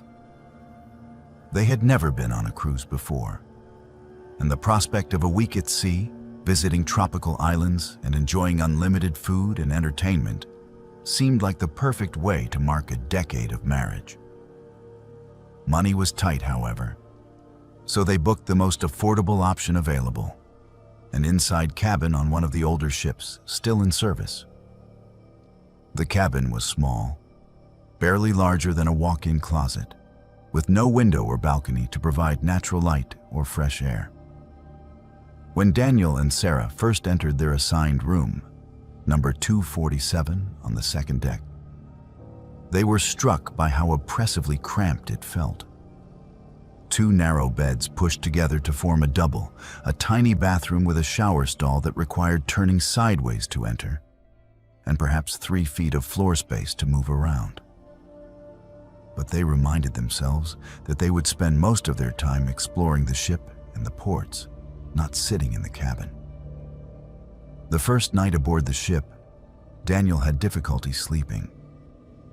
The air in the cabin felt thick and stale despite the air conditioning running at full blast. There was a heaviness to the atmosphere that he could not quite explain, as if the walls were pressing inward. He lay awake for hours, listening to the hum of the ship's engines and the occasional creak of metal expanding and contracting. Sarah slept soundly beside him, unbothered by the environment that was making Daniel increasingly uncomfortable. At some point in the early morning hours, perhaps 3 or 4 o'clock, Daniel thought he heard voices. They were faint, barely audible over the ambient noise of the ship, but they sounded like whispered conversations in a language he did not recognize. The words had an odd rhythm to them, rising and falling in patterns that did not match English or any other language Daniel was familiar with. He sat up in bed and listened intently, trying to determine where the sound was coming from. The voices seemed to be emanating from the walls themselves, as if people were having conversations inside the very structure of the ship. Daniel's first thought was that he was hearing passengers in the neighboring cabins, perhaps people speaking quietly so as not to wake their travel companions. But the more he listened, the more he realized the voices were not coming from adjacent rooms. They were coming from all around him, surrounding him in 3 dimensions. He woke Sarah and asked if she could hear anything unusual. She listened for a moment, yawning, then shook her head and told him he was probably hearing people in the hallway or the cabin above them. Sound traveled strangely on ships, she reminded him. He should try to get some sleep. Daniel lay back down, but the whispered conversations continued for another hour before finally fading away as dawn approached. The second night was worse. This time, the voices started earlier, beginning around midnight. Daniel heard them immediately upon turning off the cabin lights. The whispered conversations were louder than they had been the previous night, though still not loud enough to make out individual words. There were multiple voices, at least 4 or 5, maybe more, all speaking in that same unfamiliar language with its strange rhythmic cadence. Sarah woke on her own this time, disturbed by a sound she could not initially identify. She sat up and looked at Daniel in the darkness. She asked if he heard that, and he confirmed that he did. They both sat in silence, listening to the voices that seemed to be coming from inside the walls, from beneath the floor, from the ceiling above them. It was impossible to pinpoint a single source. The sound was everywhere and nowhere at once. Sarah suggested they call the front desk and complain about noise from neighboring cabins. But Daniel pointed out that what they were hearing did not sound like it was coming from neighboring cabins. It sounded like it was coming from their own cabin, from the very structure surrounding them. Sarah admitted he was right. The sound was too close, too encompassing to be explained by typical cruise ship acoustics. They endured the whispered conversations for 3 hours before exhaustion finally allowed them to fall into a restless sleep. In the morning, over breakfast in the buffet, they discussed what they had experienced. Daniel suggested researching the ship's history. Perhaps there was something about this particular vessel that could explain the strange phenomena they were encountering. Using the ship's spotty internet connection, Daniel spent the afternoon searching for information about the cruise ship they were on. The vessel was 43 years old, originally built for transatlantic crossings before being converted to Caribbean cruise service. But before it had been a passenger cruise ship, Daniel discovered it had been used for an entirely different purpose. In the late 1970s, during a period of political upheaval in several Central American countries, the ship had been chartered to transport refugees. The lower decks, including the section where cabin 247 was now located, had been converted into temporary housing for people fleeing violence and persecution. The accommodations had been minimal, with dozens of people crowded into spaces designed for far fewer passengers. Daniel found a news article from 1978 that made his blood run cold. During one of these refugee transport voyages, the ship had encountered a severe storm in the Caribbean. The seas had been so violent that water had breached several of the lower deck compartments where the refugees were housed. The ship's crew had managed to contain the flooding and prevent the vessel from sinking, but not before 23 people had drowned, trapped in the flooded compartments as the ship struggled through the storm. The article provided coordinates that Daniel cross-referenced with the ship's current route. If his calculations were correct, they were sailing through the same waters where that tragedy had occurred 47 years earlier. He showed Sarah what he had found, and they both felt a creeping dread settling over them. Were the voices they were hearing somehow connected to those people who had died? That night, the third night of their cruise, the voices returned with an intensity that terrified both Daniel and Sarah. The whispered conversations began at 10 o'clock, immediately after they entered the cabin for the evening. But now the voices were no longer just whispers. They were louder, more urgent, speaking rapidly in multiple, overlapping languages. Daniel thought he could distinguish Spanish, possibly Portuguese, and other languages he could not identify. The tone of the voices had changed as well. They were no longer having casual conversations. The voices sounded desperate, frightened, calling out to each other. Daniel heard what sounded like names being shouted. He heard cries for help. The voices were rising in panic, and the sound was coming from all around the cabin, surrounding them completely.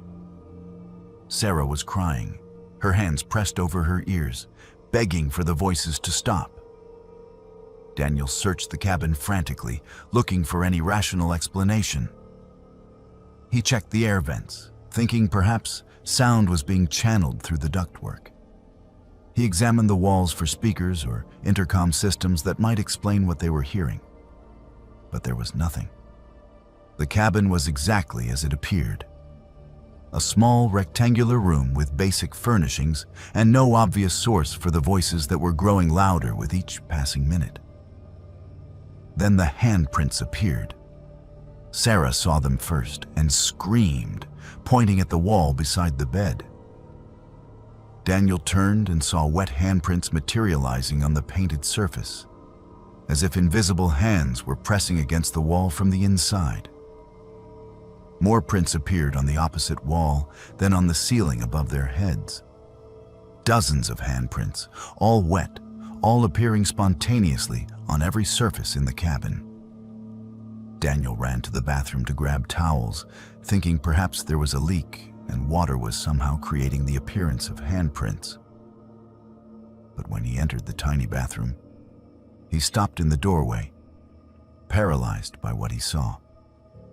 Wet footprints were appearing on the floor, emerging from nowhere, tracking from the shower across the tile to the bathroom door. He watched as each footprint materialized, one after another, as if an invisible person was walking out of the empty shower stall. He backed out of the bathroom and grabbed Sarah. They had to leave the cabin immediately. He did not care that it was nearly midnight. They could not stay in this room any longer. They gathered their phones and room keys and rushed out into the corridor, not bothering to change out of their pajamas. The ship's guest services desk was located on the 5th deck. Daniel and Sarah took the elevator, both of them shaking, Sarah still crying. When they reached the desk and explained that they needed to change cabins immediately, the night clerk asked if there was a problem with their accommodation. Daniel tried to explain about the voices and the handprints, but even as he spoke the words aloud, he realized how insane he sounded. The clerk checked the computer system and informed them that the ship was completely sold out. Every cabin was occupied. There were no rooms available for transfer. Daniel begged, offering to pay for an upgrade, willing to take any cabin anywhere on the ship. But the clerk could only apologize and suggest they try to rest and perhaps discuss the matter with management in the morning. They spent the remainder of the night in the 24-hour buffet, drinking coffee and trying to process what they had experienced. Other passengers came and went, cheerfully loading plates with midnight snacks, oblivious to the horror that Daniel and Sarah were enduring. How could everyone else be so carefree when there was something terrible happening in cabin 247? The voices reached their peak intensity at 2:47 in the morning. Daniel noticed the time because he had been checking his watch obsessively, counting down the hours until dawn. At that exact moment, 2:47 a.m., he and Sarah both felt something. A wave of overwhelming despair washed over them, a grief so profound it was physically painful. Sarah collapsed against the table, sobbing uncontrollably. Daniel felt tears streaming down his face without understanding why he was crying. The sensation lasted for exactly 3 minutes, then lifted as suddenly as it had descended. In the aftermath, they sat in stunned silence, both of them feeling emotionally drained and physically exhausted. Daniel looked up the newspaper article again on his phone and found the detail he had missed before. The flooding that had killed 23 refugees had occurred at 2:47 in the morning on September 18, 1978. They were experiencing the echoes of that tragedy, reliving the final moments of people who had died in terror and desperation, trapped in the lower decks of a ship that was now being used for luxury vacations. The voices, the handprints, the footprints, the overwhelming grief, all of it was a residual haunting, the psychic impression left behind by mass death. Daniel and Sarah endured the remaining 4 nights of the cruise, taking turns staying awake in the cabin, while the other attempted to sleep. The voices came every night at the same times, building to that terrible climax at 2:47 each morning. They counted down the days until they could disembark and never return to that floating monument to tragedy. 6 months after their cruise, Daniel learned that the ship had been decommissioned and sold for scrap. He wondered if the decision had anything to do with cabin 247 and how many other passengers had experienced what he and Sarah had endured. Some places should not be repurposed. Some tragedies leave marks that can never be erased, no matter how many coats of paint are applied or how many years pass. The ocean remembers, and so do the dead who rest beneath its waves. Hello everyone, welcome back to Buried Files. Tonight we bring you a new descent into terror with 8 of the most disturbing true home invasion horror stories ever documented. These accounts are not fabricated tales or Hollywood fiction, but harrowing testimonies from real survivors whose sanctuaries became scenes of unimaginable dread.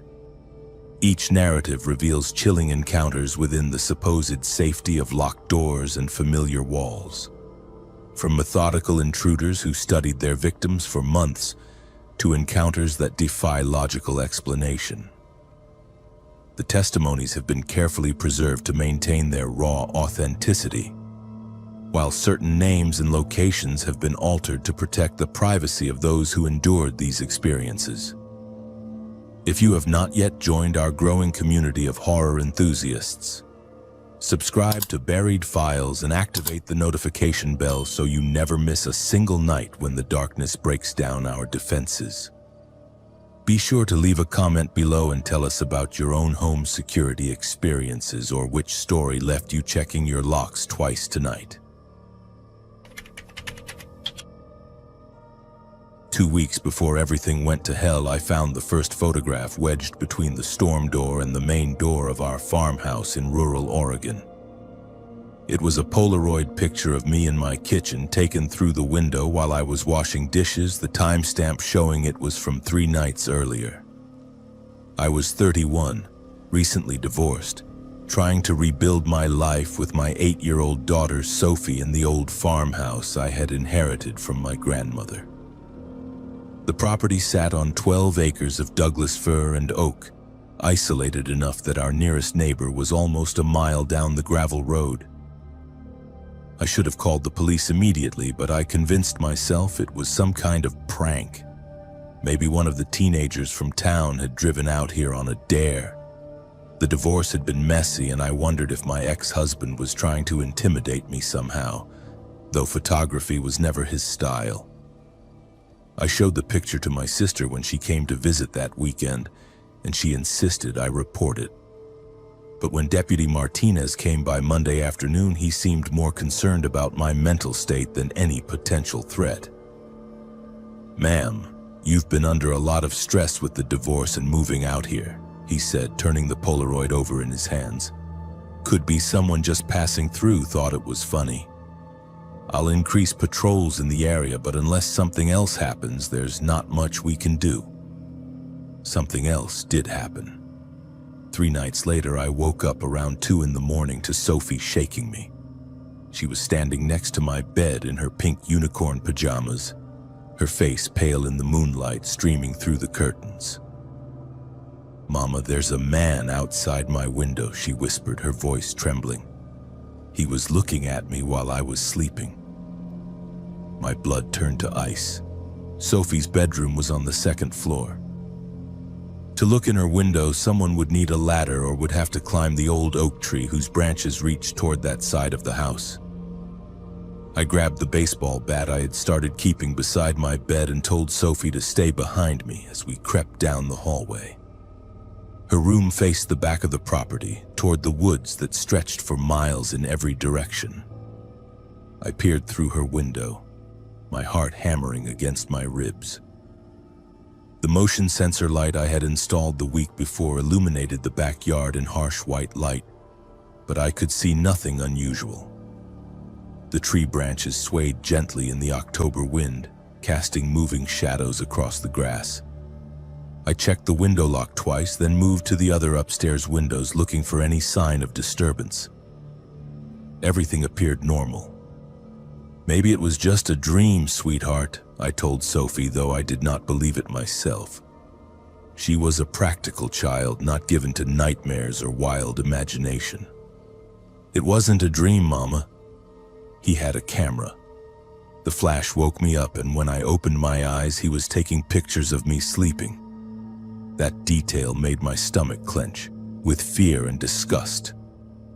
I called 911 immediately, but by the time the deputy arrived 45 minutes later, there was nothing to see. He walked the perimeter of the house with his flashlight, checked the ground beneath Sophie's window for footprints, but the dry autumn leaves revealed nothing conclusive.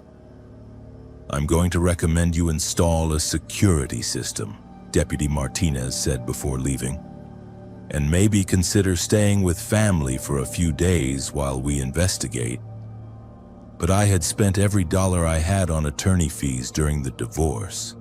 A security system was not in my budget, and I refused to be driven from my home by some pervert with a camera.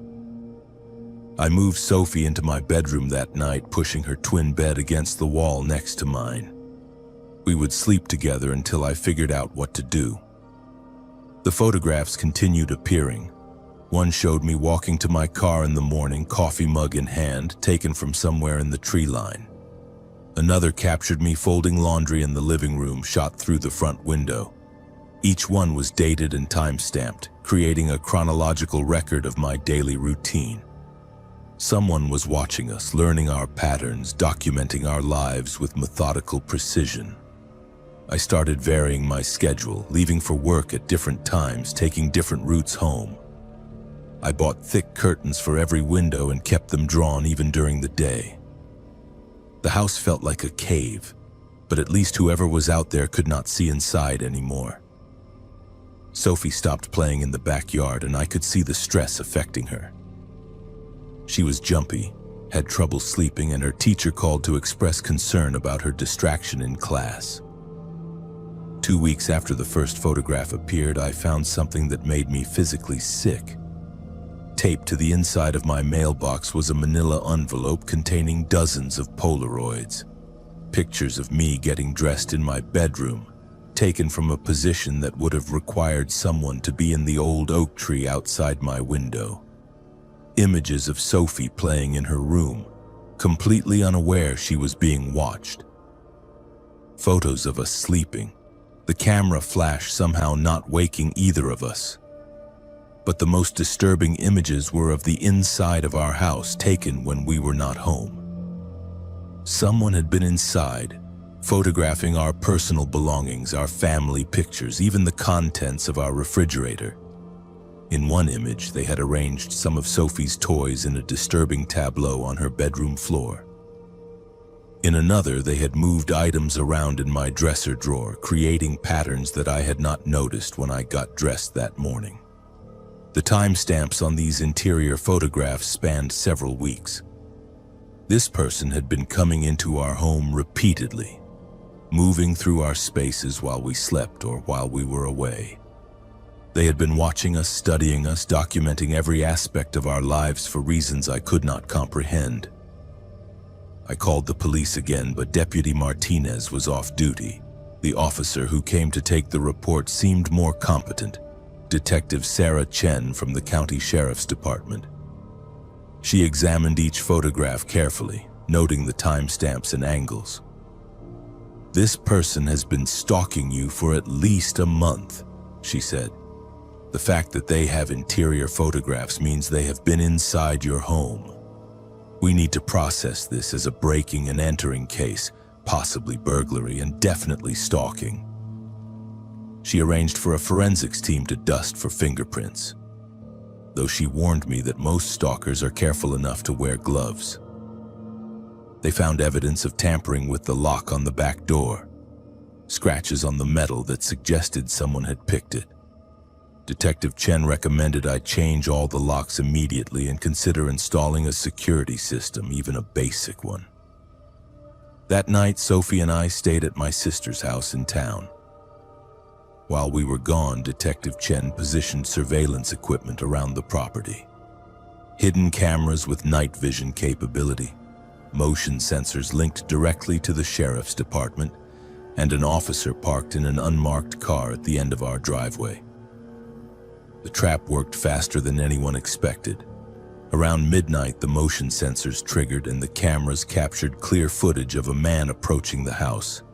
He was wearing dark clothing and a ski mask, carrying a camera and what appeared to be a lockpick set. When he reached the back door and began working on the lock, 3 deputies emerged from their hiding positions and surrounded him. The man they arrested was someone I had never seen before, a drifter named Curtis Dalton, who had been camping in the national forest land adjacent to our property. He had been living in a makeshift shelter about 2 miles into the woods, surviving by stealing from isolated farmhouses and cabins in the area. Our house had become his obsession because, as he told detectives during questioning, He liked watching families, particularly mothers and daughters. In his camp, they found hundreds more photographs, not just of Sophie and me, but of other families throughout the county. He had detailed notebooks documenting the daily routines of his subjects, maps showing the layouts of various homes, and disturbing writings that revealed his increasing fantasies about the people he stalked. Detective Chen later told me that I was lucky we caught him when we did, because his writing suggested he was escalating toward more direct contact. Curtis Dalton had been living beneath our property for almost 3 months, entering our home at least twice a week whenever we were asleep or away. He knew Sophie's school schedule, my work routine, even when my sister visited. He had been planning something more invasive, Detective Chen explained, though she would not give me the specific details of what they found in his notebooks. The most disturbing revelation came during his psychological evaluation. Dalton told the court, psychiatrist, that he had done this before, in Washington State and Northern California, always targeting isolated rural homes with single mothers and children. He would study a family for months, document their lives obsessively, then disappear and move on to the next target. We were just the latest in a pattern that had been going on for years. Sophie and I moved back to town after that. I could not live in that house anymore, knowing that someone had been watching us sleep, moving through our rooms while we were unconscious, studying us like specimens in a laboratory. We found a small apartment above a bakery on Main Street, where the sounds of traffic and other people felt comforting instead of intrusive. Curtis Dalton pleaded guilty to multiple charges, including stalking, breaking and entering, and possession of child pornography. He was sentenced to 15 years in prison, but Detective Chen warned me that people like him rarely reform. When he gets out, he will likely start over somewhere else, finding new families to terrorize with his camera and his twisted need to invade their privacy. Even now, 2 years later, I check every window lock twice before bed and keep curtains drawn at all times. Sophie still sleeps in my room some nights, especially when she has nightmares about the man with the camera. We both flinch when we hear unexpected sounds at night, and I find myself constantly scanning crowds and parking lots, looking for anyone who might be watching us too closely. The worst part is knowing that for months, our most private moments were not private at all. Someone was always watching, always documenting, always there in the shadows with his camera and his notebooks. That sense of violation never completely goes away. The knowledge that our safety was an illusion, and our home was never really ours at all. My name is Mia, and I was 23 when I agreed to house sit for Professor Whitmore during his sabbatical in England. The Victorian house in Salem, Massachusetts had been in his family for generations, a 3-story monument to New England Gothic architecture with bay windows, ornate woodwork, and the kind of creaking floors that announced your presence to every room in the house. As a graduate student in art history, I was grateful for the opportunity to live rent-free in exchange for basic maintenance and keeping an eye on his extensive collection of rare books and artifacts.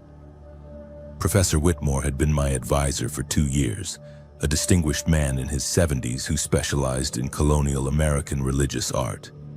His house reflected his academic interests, filled with Puritan-era furniture, religious paintings from the 17th century, and glass cases containing artifacts from Salem's witch trial period. He assured me the house was perfectly safe, though he mentioned that previous house-sitters had sometimes reported odd sounds at night, which he attributed to the building's age and the New England weather. I moved in on a gray October afternoon as the last leaves were falling from the ancient oak trees that surrounded the property. The house felt immediately oppressive, not because of any supernatural atmosphere, but simply because of its size and the weight of history contained within its walls. Every room was filled with dark, heavy furniture and oil paintings of stern-faced colonists who seemed to watch me as I walked past. The first week passed without incident. I established a routine of studying in the library during the day, preparing simple meals in the kitchen that had been modernized but retained its period character, and spending evenings reading in the sitting room beside the original fireplace. The isolation was peaceful after the chaos of graduate school, and I was making excellent progress on my thesis about religious symbolism in early American art. The shadows started moving during my second week in the house.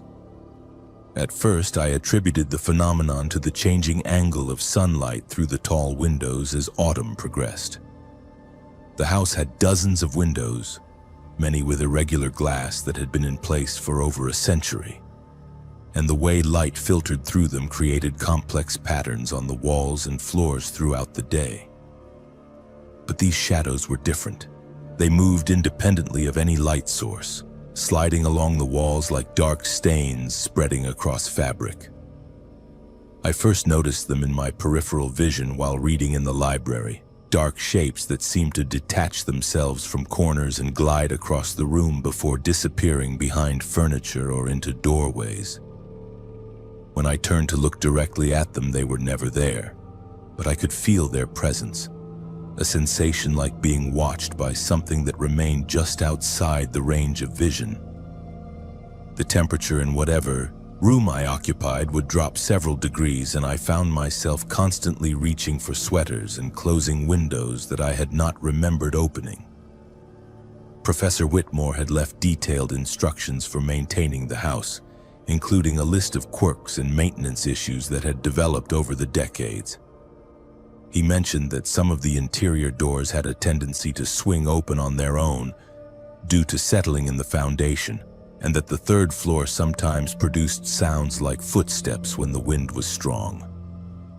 I tried to rationalize the shadow movements as similar phenomena, tricks of an old house that I would learn to ignore with time. But the shadows grew bolder during my third week. They began appearing during daylight hours, darker and more substantial than before, moving with purpose rather than the random drifting I had initially observed. They seemed to be learning the layout of the house, following the same paths repeatedly, as if tracing routes between rooms for reasons I could not understand. One afternoon, while organizing Professor Whitmore's papers in his study, I watched a shadow detach itself from the bookshelf behind his desk and move directly toward me. It was roughly human-shaped but without distinct features, a patch of absolute darkness that absorbed light rather than reflecting it. When it reached the edge of my desk, it stopped, and I felt a presence hovering just beyond my shoulder, as if something was reading over my arm. I sat perfectly still, afraid that any sudden movement might provoke whatever was manifesting in the room with me. After several minutes, the shadow retreated, sliding backward along the same path until it merged with the darkness behind the bookshelf and disappeared. My hands were shaking so badly that I could not continue working, and I spent the rest of the afternoon in the kitchen with all the lights on, trying to convince myself that stress and isolation were causing hallucinations. That night, I called my roommate from graduate school, desperate for normal human conversation and some perspective on what I was experiencing. Sarah listened patiently as I described the moving shadows, but I could hear the skepticism in her voice as she suggested I was working too hard and spending too much time alone in an old house that was probably full of mice and settling sounds. But as we talked, I watched a shadow move across the kitchen wall behind me, visible in the reflection of the window above the sink. It paused when it reached the edge of the window frame, and I had the distinct impression that it was listening to my conversation. When Sarah asked if I was still there, I realized I had stopped talking mid-sentence, transfixed by the sight of something that should not exist, eavesdropping on my phone call. The shadows became more aggressive during my fourth week in the house. Instead of simply moving through rooms, they began interacting with objects, though never when I was looking directly at them. I would hear books falling in the library, and when I investigated, I would find volumes scattered on the floor beneath empty spaces on the shelves. Papers on Professor Whitmore's desk would be rearranged into neat piles overnight, organized by some system I could not determine. Most disturbing were the changes to the religious artifacts throughout the house. Crucifixes would be found turned upside down, prayer books open to specific passages that dealt with spiritual warfare and demonic possession, and the glass cases containing Puritan-era religious items would be found with their locks undone and contents rearranged. Whatever presence inhabited the house was demonstrating knowledge of religious symbolism, and seemed to be making deliberate theological statements through its manipulations. I began researching the history of the house and the Whitmore family, hoping to find some explanation for what I was experiencing. The house had been built in 1692, the same year as the Salem witch trials, by a Puritan minister named Ezra Whitmore, who had been instrumental in the prosecution of accused witches. Several women had been interrogated in the house before their trials, and at least 3 had died in the basement while awaiting transportation to the courthouse. Professor Whitmore was a direct descendant of Ezra Whitmore, and the house had remained in the family for over 3 centuries. Previous generations had reported similar phenomena, particularly during times when the house was occupied by single individuals rather than families. The shadows seemed to manifest most strongly when the house contained only one living person, as if they fed on isolation and solitude. During my 5th week, the shadows began appearing in my dreams. I would find myself walking through the house at night, following dark figures that led me through rooms I had never seen before, down hallways that did not exist in the actual layout of the building. In these dreams, the shadows had voices, whispering in languages I could not understand but somehow knew were accusations and condemnations. I began waking up in different parts of the house from where I had gone to sleep, sometimes finding myself standing in the library or the basement with no memory of how I had gotten there. The sleepwalking episodes left me exhausted and disoriented, and I started setting alarms throughout the night to prevent myself from wandering unconsciously through the building. The climax came during a thunderstorm in early November. I was reading in the sitting room when the power failed, leaving me in complete darkness except for the occasional flash of lightning through the windows. As my eyes adjusted, I realized the darkness was not empty. Shadows moved throughout the room, dozens of them, more than I had ever seen before, all converging toward my chair. They surrounded me in a circle, and in the intermittent lightning I could see that they had developed more distinct shapes. They resembled human figures in colonial dress, men and women in the dark clothing of Puritan New England, but their faces were voids of absolute blackness that seemed to pull light out of the air around them. One of them spoke, its voice like wind through dry leaves, accusing me of trespassing on sacred ground, of disturbing the peace of those who had died unjustly within these walls. The others joined in, their voices creating a chorus of condemnation that filled the room with words I could understand despite their archaic language and accusatory tone.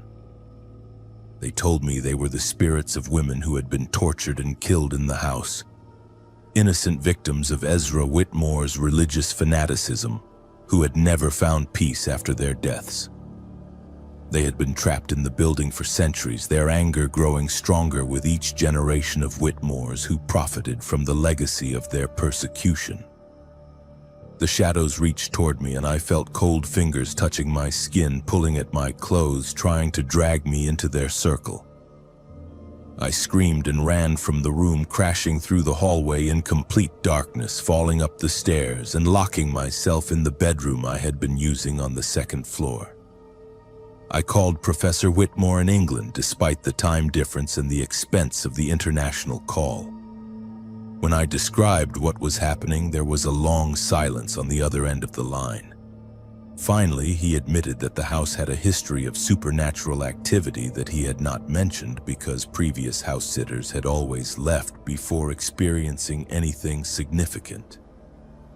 He arranged for me to stay in a hotel for the remainder of his sabbatical and hired a professional house-sitting service to maintain the property. When I returned to collect my belongings the next day, accompanied by 2 friends from graduate school, we found that every religious artifact in the house had been destroyed. Crucifixes had been snapped in half, prayer books had been torn to pieces, and the glass cases had been shattered from the inside. The shadows were gone, as if their destruction of the religious items had finally allowed them to find the peace they had been seeking for 3 centuries. But the house felt different, emptier, like a building whose purpose had finally been fulfilled. I never completed my thesis on religious symbolism in colonial American art. The experience in Professor Whitmore's house had given me a perspective on the intersection of religion and supernatural phenomena that I was not prepared to explore academically. I changed my focus to modern art and avoided any subject matter that dealt with historical religious persecution. Professor Whitmore sold the house when he returned from England and donated his artifact collection to the Peabody Essex Museum. He never explained his decision to liquidate a family legacy that had been maintained for over 3 centuries, but I suspect he finally understood that some historical injustices create debts that can never be fully repaid. Sometimes I wonder if the shadows found peace after their final act of destruction, or if they simply moved on to haunt other places connected to their persecution. The Salem area has many buildings with similar histories, and I have heard stories from other graduate students about supernatural encounters in colonial-era houses throughout New England. But I stay away from old houses now, particularly those with connections to the witch trials or other episodes of religious persecution. Some historical research requires a level of personal risk that extends far beyond academic curiosity, and I learned that some stories are better left undisturbed.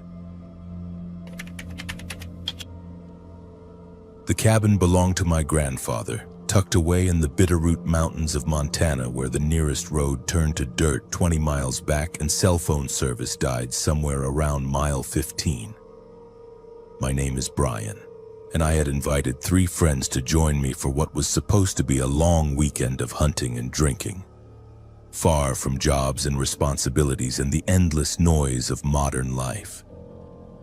The cabin had been in my family for 40 years, and I had been making these trips since college without incident. Marcus, Trevor, and Kyle arrived Friday afternoon just as the October sky began to dim with the promise of an early winter. The cabin was small but comfortable, with a wood-burning stove, propane appliances, and enough space for 4 grown men who did not mind sleeping in bunk beds like teenagers at summer camp. We had brought enough food and beer for a week, though we only planned to stay until Monday morning. The first night passed without incident. We stayed up late playing cards, drinking whiskey, and sharing stories about failed relationships and workplace frustrations.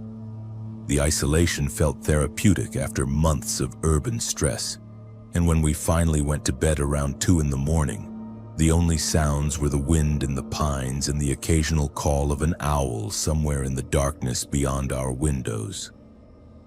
Saturday morning, we split up to hunt. Marcus and Trevor headed north toward the creek that ran through the valley, while Kyle and I took the southern ridge where my grandfather had always claimed the deer were more plentiful. We agreed to meet back at the cabin by sunset, a rule my grandfather had drilled into me from childhood. The mountains could be unforgiving to anyone caught out after dark, especially when the weather turned. Kyle and I returned first around 5:30, empty-handed but satisfied with a day in the woods. We started a fire and began preparing dinner, expecting Marcus and Trevor to arrive within the hour. When 6:30 came and went without sign of them, we began to worry. By 7:30, with full darkness settling over the mountains and the temperature dropping toward freezing, Kyle suggested we take flashlights and head out to look for them. We had been searching for maybe 20 minutes when we heard Marcus calling from somewhere to the east of the cabin. His voice carried clearly through the thin mountain air, calling our names and asking for help. Kyle and I exchanged glances and immediately headed in that direction, our flashlight beams cutting through the darkness between the trees. "Marcus, where are you?" I called back, my voice echoing off the surrounding peaks. "Over here by the big pine," came his response, though the direction seemed wrong. The voice was coming from deeper in the woods, farther from where Marcus and Trevor should have been hunting. We pushed through the undergrowth, branches catching at our jackets, following the sound of Marcus's voice. But something felt wrong. The voice was calling from different directions, first to our left, then ahead of us, then behind us, as if Marcus was moving rapidly through the forest in patterns that made no sense. "Marcus, stay where you are," Kyle shouted. "We are coming to you." "Stop moving around," the voice called back, agreeing to stay put, but within minutes we heard it again from a completely different location. This continued for almost an hour, with us stumbling through the darkness, following a voice that seemed to be leading us in circles, always just out of reach. Kyle was the first to voice what we were both thinking. "That does not sound exactly like Marcus," he said, stopping to catch his breath against a boulder. "The words are right, but something about the voice is off." I had been thinking the same thing, though I could not articulate what was wrong. The voice had Marcus's tone and inflection, but there was something artificial about it, like a recording being played back rather than actual speech. And there was the matter of how quickly it moved from place to place, covering ground that would have been impossible for a person on foot. We decided to return to the cabin and wait. If Marcus and Trevor were lost, they knew the area well enough to follow the creek back to familiar landmarks. If they were injured, we would organize a proper search party in the morning with help from the Forest Service. Stumbling around in the dark was not helping anyone. Back at the cabin, we built up the fire and waited. Around 10 o'clock, we heard Trevor's voice calling from the direction of the front door.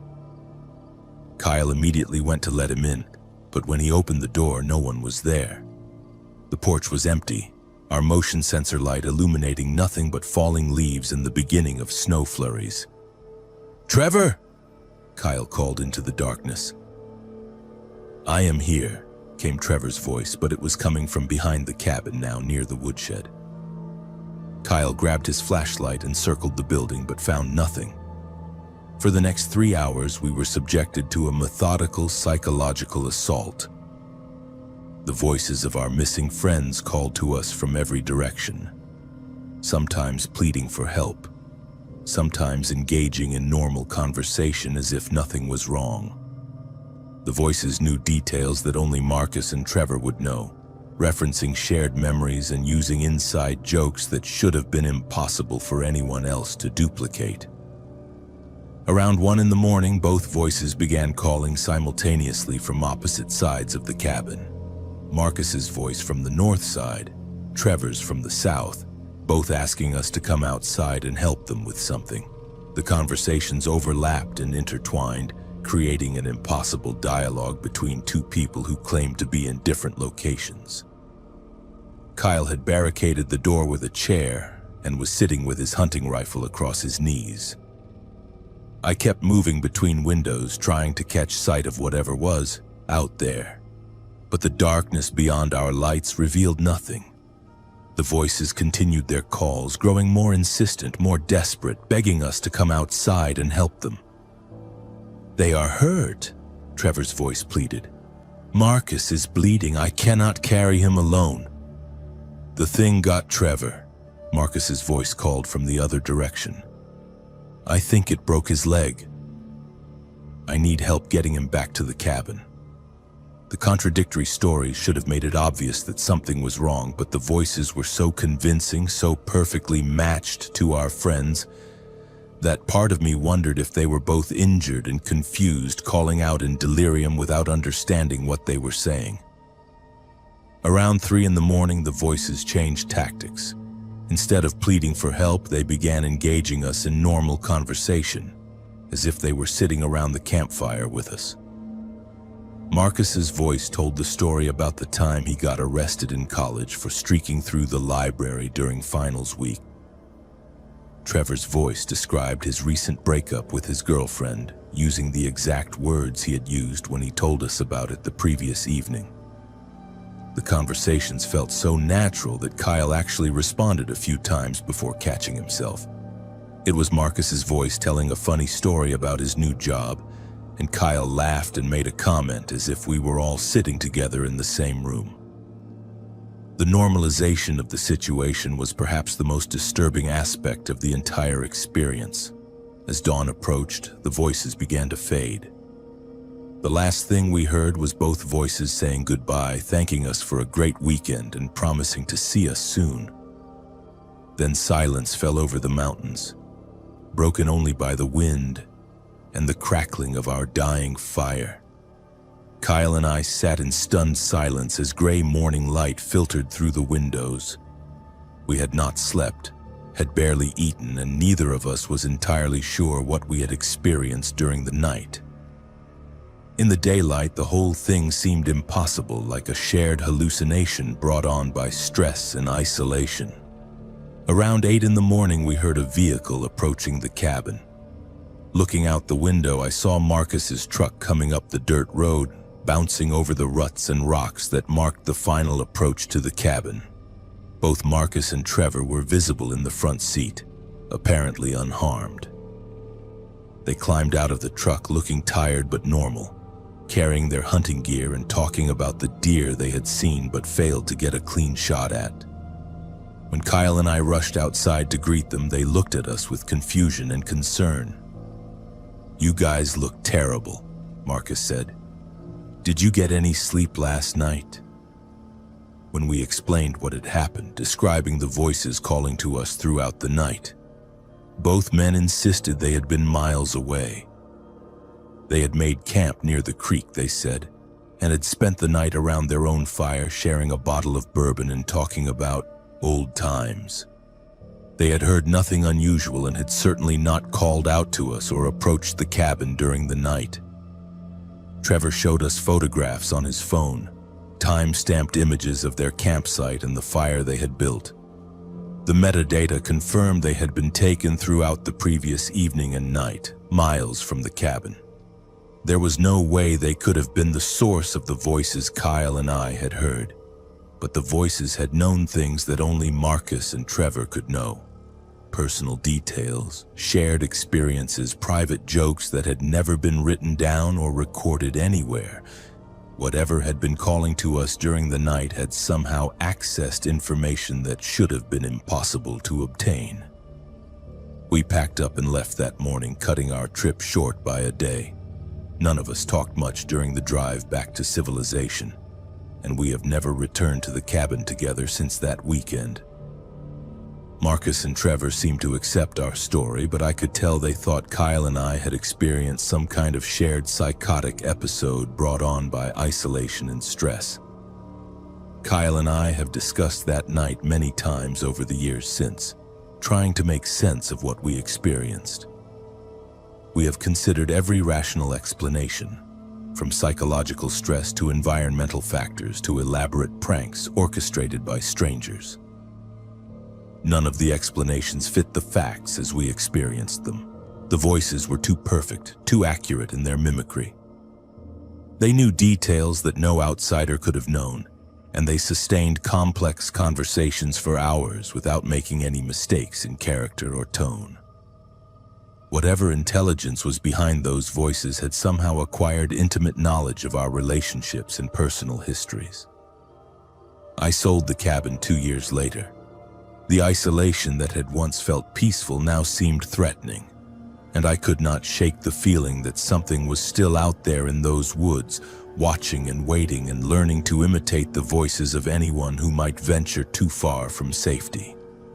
The official explanation, if anyone bothered to investigate, would probably involve altitude sickness, stress hallucinations, or some other psychological phenomenon that affects people in extreme isolation. But Kyle and I know what we heard that night, and we know it was not human. Sometimes I wonder if Marcus and Trevor remember that weekend differently than they claim. Sometimes I catch them looking at Kyle and me with expressions I cannot quite read, as if they are trying to decide whether we can be trusted with some secret they carry. But then the moment passes, and they are just our friends again, ordinary people living ordinary lives. The mountains keep their secrets, and whatever called to us that night using the voices of our friends remains out there in the wilderness, patient and intelligent and utterly inhuman. My name is Eric, and I moved to Dallas, Texas in September 2019 for a software engineering position at a tech startup downtown. After years of cramped apartments and unreliable roommates, I was finally earning enough to afford my own place. I found a modest 3-bedroom house in a quiet suburban neighborhood called Meadowbrook, complete with a front porch, a small backyard, and neighbors who seemed normal from the brief interactions I had during my house hunting visits. The neighborhood felt like something from a 1950s television show, with neat lawns, white picket fences, and the kind of tree-lined streets where children rode bicycles and parents walked dogs at predictable times. After the chaos of urban apartment living, the suburbanite routine felt comforting and safe. The first month passed without incident. I established a work-from-home routine in the spare bedroom I had converted into an office, ordered furniture online, and began the slow process of turning an empty house into something that felt like home. My neighbors were polite but distant, offering waves from their driveways and occasional comments about the weather when we encountered each other while collecting mail or taking out trash. Mrs. Patterson, the elderly woman who lived directly across the street, was the exception. She made a point of introducing herself during my first week and brought me a casserole along with a detailed explanation of the neighborhood dynamics. She mentioned the Johnsons on the corner who traveled frequently for work, the young couple next door who had recently married and kept late hours, and various other details about local residents that I politely acknowledged but did not particularly need to know. It was Mrs. Patterson who first mentioned the smiling man during our third conversation, which took place while I was attempting to repair my sprinkler system on a Saturday morning in October. "You should be careful about that fellow who has been asking about you," she said, approaching my front yard with a concerned expression and a coffee mug in her hands. I stopped wrestling with the sprinkler head and looked up at her. "What fellow?" "Tall man, maybe 40 years old, always wearing a nice suit even during the day. He has been walking through the neighborhood for the past week asking questions about the new resident. That would be you, I suppose." She described a man who claimed to be conducting a survey for the city planning department, asking detailed questions about my schedule, my work habits, whether I lived alone, and what kind of security system I might have installed. He carried a clipboard and wore an official-looking badge which had convinced several neighbors to provide information they probably should not have shared with a stranger. "The thing that bothered me was his smile," Mrs. Patterson continued. "It never changed, no matter what anyone said to him. Just this wide, fixed smile that did not reach his eyes made me uncomfortable, so I told him I did not have time for surveys." I thanked her for the warning, but did not think much of it initially. Door-to-door salespeople and survey takers were common enough, and I assumed this man was legitimate but perhaps overly persistent in his approach. I made a mental note to be polite but brief if he approached me directly. The man appeared at my front door the following Tuesday evening while I was eating dinner. Through the peephole, I could see exactly what Mrs. Patterson had described: a tall man in an expensive-looking dark suit holding a clipboard, wearing an identification badge, and displaying a smile so wide and rigid that it looked painful to maintain. When I opened the door, his smile somehow became even broader, revealing teeth that were unnaturally white and perfectly straight, like something from a dental advertisement. "Good evening," he said.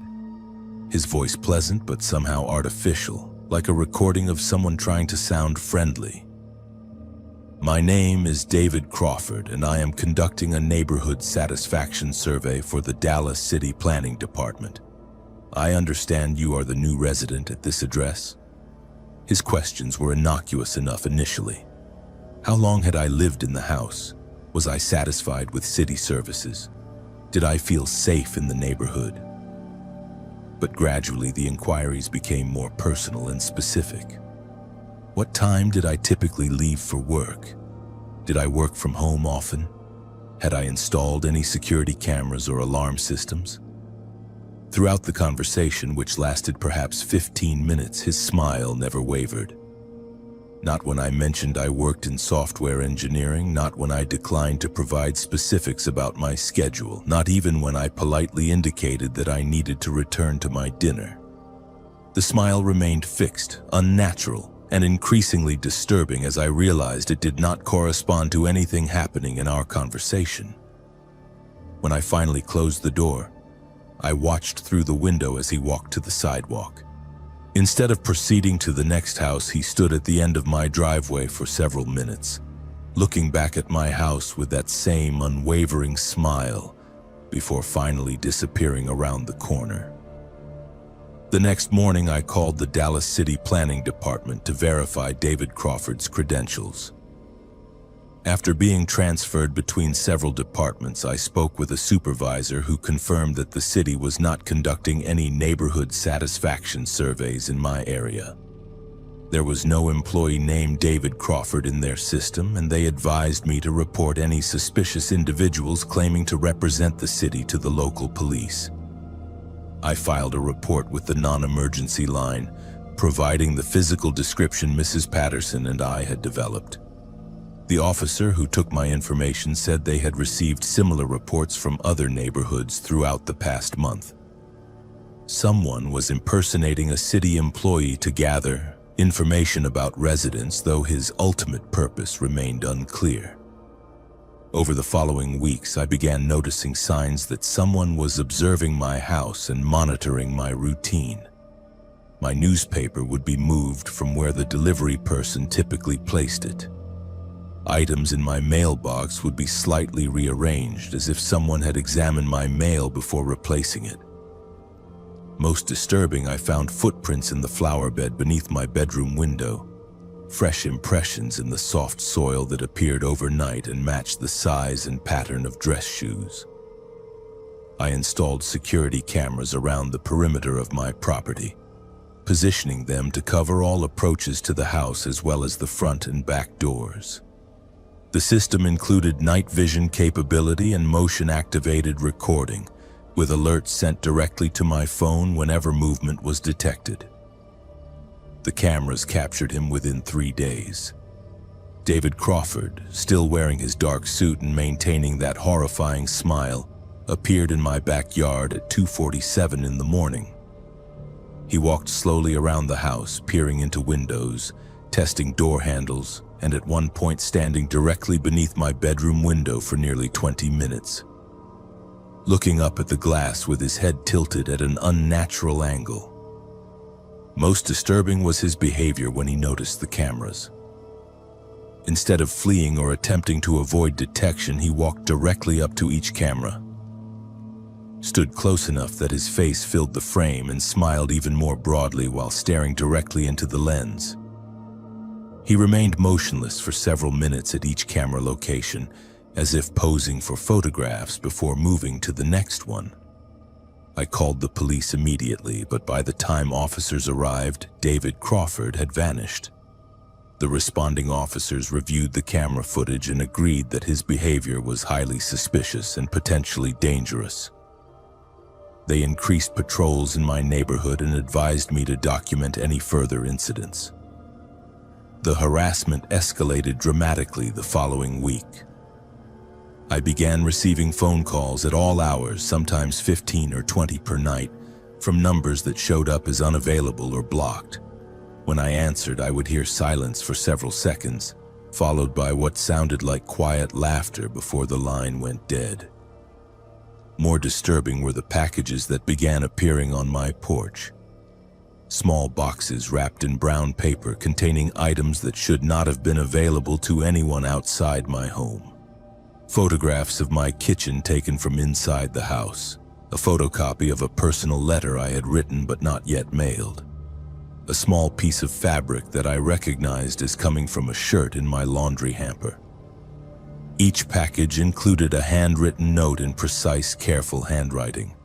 The messages were variations on the same theme, expressions of admiration for my lifestyle, comments about how happy I appeared to be, and suggestions that happiness was something that could be shared or collected or transferred from one person to another.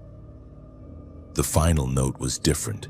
Instead of the usual observations about my happiness, it contained a detailed schedule of my activities for the previous week. When I had left the house, where I had gone, how long I had been away, even what I had eaten for dinner on specific nights. Someone had been watching me constantly, documenting every aspect of my routine with obsessive precision. The climax came on a Thursday night in November when my motion sensors triggered at 3:15 in the morning. Instead of checking the camera app on my phone, I got up to look out my bedroom window directly. David Crawford was standing in my backyard, still wearing his suit, still maintaining that terrible smile. But this time he was holding something in his hands. As I watched, he began taking photographs of my house with a professional-looking camera, using a flash that illuminated the entire yard in harsh white light. But he was not photographing the building itself. He was taking pictures of the windows, specifically the windows behind which I was standing, as if he could see me watching him. After several minutes of photography, he walked to my back door and began working on the lock with what appeared to be professional lock-picking tools. I called 911 immediately and retreated to my bedroom, locking the door and grabbing a baseball bat from my closet. The police arrived within 6 minutes, but David Crawford was gone by then. However, this time he had left behind evidence.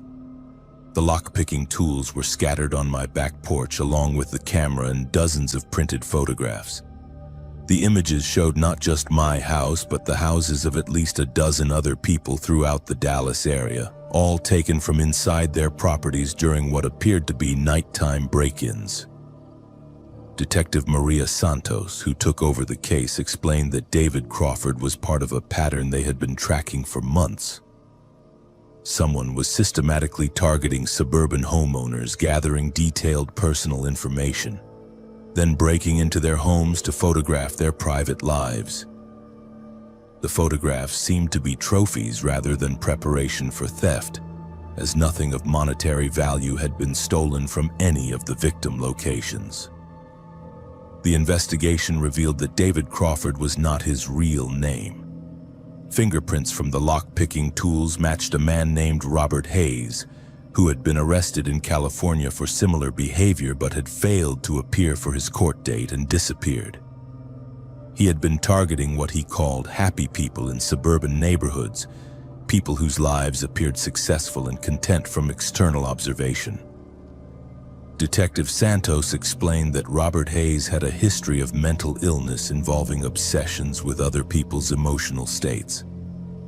He believed that happiness was a finite resource that could be stolen or absorbed through close observation and documentation. Break-ins and photography were part of an elaborate ritual designed to capture and collect the happiness he perceived in his victims. Robert Hayes was arrested 2 weeks later during an attempted break-in at another house across town. The homeowner had been warned about the pattern and was prepared with additional security measures. Hayes was charged with multiple counts of breaking and entering, stalking, and identity theft. I moved out of the Meadowbrook house before his trial concluded. Even with Hayes in custody, I could not shake the feeling that someone was still watching, still documenting, still smiling that terrible artificial smile while observing my private moments. The security cameras had provided protection, but they also revealed how vulnerable I had been without realizing it.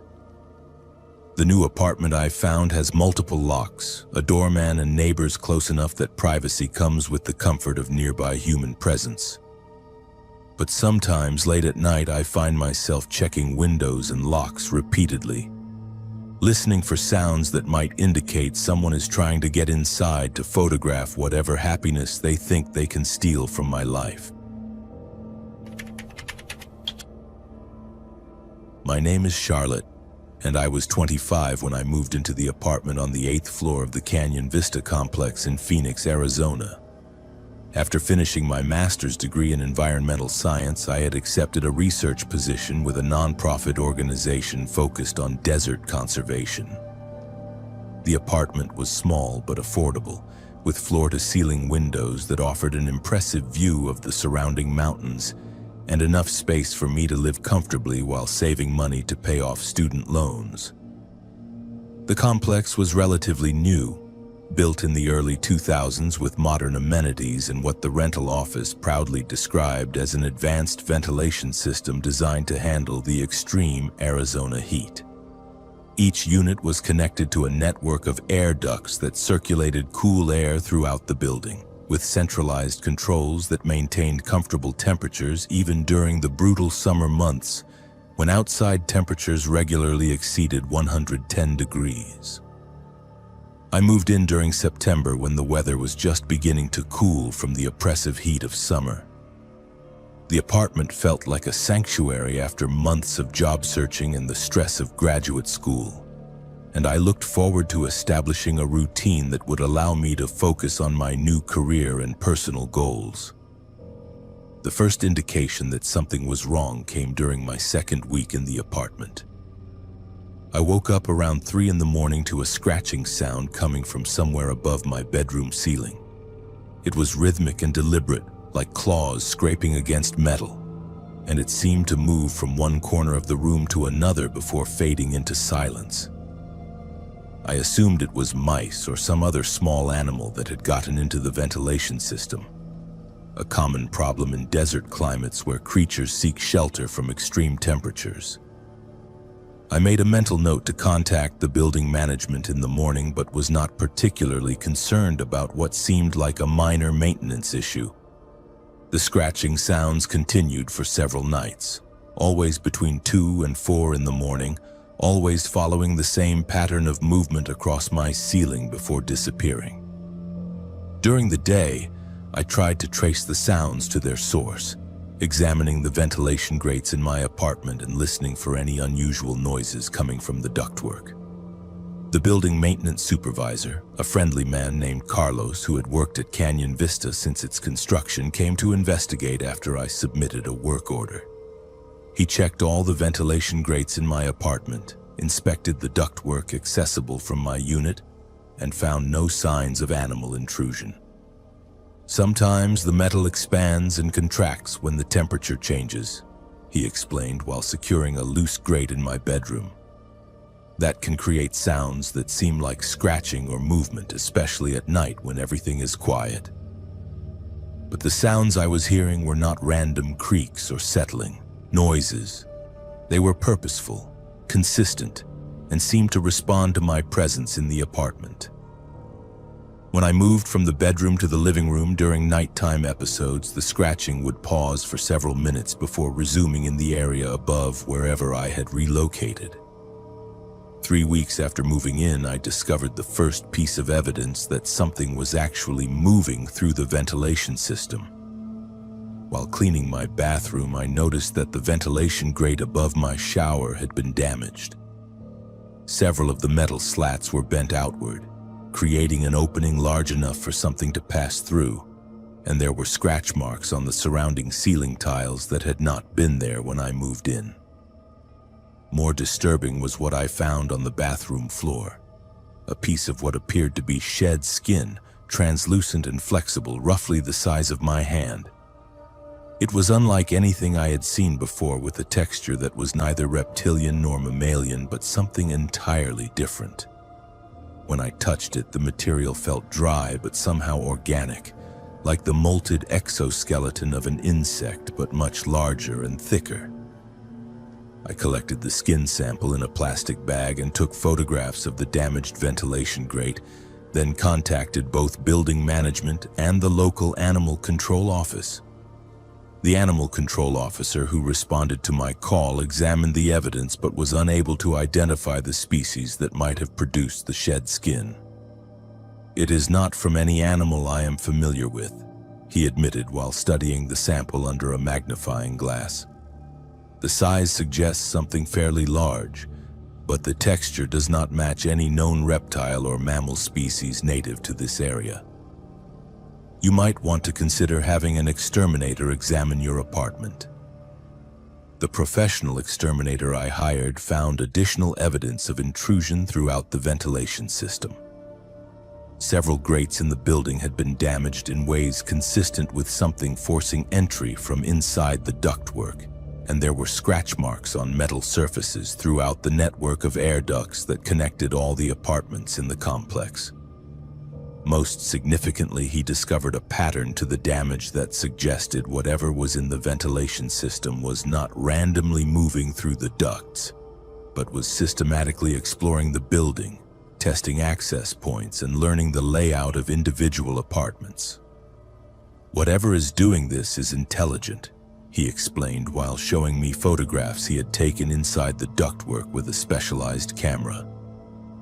"It is not just wandering around looking for food or shelter. It is mapping the building, learning where people live, studying their routines." The scratching sounds in my apartment became more frequent and more aggressive during my 4th week in the complex. Instead of brief episodes lasting a few minutes, the movements continued for hours at a time, accompanied by what sounded like something large, repositioning itself within the narrow confines of the ductwork. More disturbing were the changes in my apartment that began occurring during the day while I was at work. Items would be moved or rearranged in ways that suggested someone or something had been examining my personal belongings. Books would be pulled from shelves and left open to specific pages. Clothing would be removed from drawers and arranged in neat piles on my bed. Food items in my kitchen would be opened and partially consumed, but in patterns that did not suggest normal animal feeding behavior. The intruder seemed particularly interested in anything that might contain information about my schedule or personal habits. My work calendar would be moved from my desk to different locations in the apartment, always open to the current week. Personal letters and documents would be removed from filing systems and left in prominent locations as if they had been carefully read and studied. I began staying elsewhere, sleeping on a friend's couch while trying to determine my options for dealing with whatever was systematically invading my living space. But even when I was not in the apartment, the activity continued and intensified. Building security cameras captured unexplained movements in the hallways during nighttime hours, and other residents began reporting similar problems with damaged ventilation grates and missing personal items. The crisis reached its climax on a Friday evening in October when I returned to my apartment to collect additional clothing, and found that whatever had been living in the ventilation system had finally emerged into my living space. The evidence was unmistakable. Furniture had been moved to create clear pathways from the ventilation grates to various locations throughout the apartment, and there were wet tracks across my floors that suggested something large and possibly amphibious had been exploring my home. Most terrifying was the discovery that my bedroom had been transformed into what could only be described as a nest. My bedding had been arranged in a circular pattern around the room, mixed with additional pieces of shed skin and what appeared to be organic material brought in from outside the building. The smell was overwhelming, a combination of musk and decay that made it difficult to breathe. As I stood in my bedroom doorway trying to process what I was seeing, I heard movement from above my head. Looking up, I saw that the ventilation grate had been completely removed, creating a dark opening into the ductwork. Something was moving inside the duct, something large enough to block most of the opening, and I could hear what sounded like labored breathing or perhaps some form of vocalization I could not identify. I backed toward my apartment door, but before I could leave, something began emerging from the ventilation opening. What I saw defied any logical explanation or comparison to known animal species. It was roughly humanoid in shape, but moved with the fluid, boneless motion of something more akin to an octopus or large snake. The skin was translucent and moist, revealing internal structures that pulsed with movement, and it had multiple limbs that seemed to function both as arms and legs depending on the terrain it was navigating. Most disturbing were what appeared to be sensory organs positioned where a face might be on a human form. Clusters of dark spots that tracked my movement across the room with obvious intelligence and purpose. When it fully emerged from the ductwork and began moving toward me, I could see that it was much larger than the ventilation opening should have been able to accommodate, as if it could alter its physical dimensions to fit through spaces that were too small for its normal size. I ran from the apartment and called 911 from the hallway, but by the time police and emergency responders arrived, the creature had disappeared back into the ventilation system.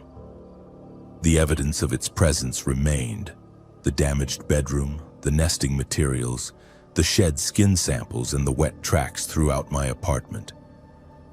The building was evacuated while specialists attempted to locate and remove whatever had been living in the ventilation system, but they found nothing. The ductwork was thoroughly cleaned and inspected, damaged grates were replaced, and the entire system was sealed with screens designed to prevent animal intrusion. But no trace of the creature itself was ever discovered. I moved out immediately and never returned to Canyon Vista. The building management offered to relocate me to a different unit, but I could not overcome the knowledge that something intelligent and potentially dangerous had been studying my life, learning my routines, and preparing for some form of direct contact that I was not willing to risk experiencing. The official explanation provided by wildlife experts who examined the shed skin samples was that an unknown species of large reptile or amphibian had somehow gotten into the building's ventilation system, possibly through construction gaps or damaged exterior screens. They theorized that the creature had been using the ductwork for shelter and had become confused or territorial when it encountered human activity.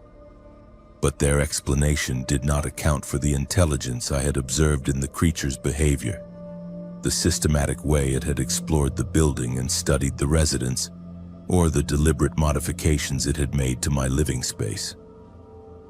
Whatever I encountered in that apartment was not simply an animal seeking shelter, but something with cognitive abilities and purposes that extended far beyond basic survival instincts.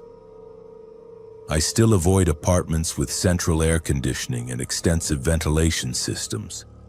The idea that something unknown might be moving through hidden passages above my head, watching and learning and planning, creates a level of anxiety that makes sleep almost impossible.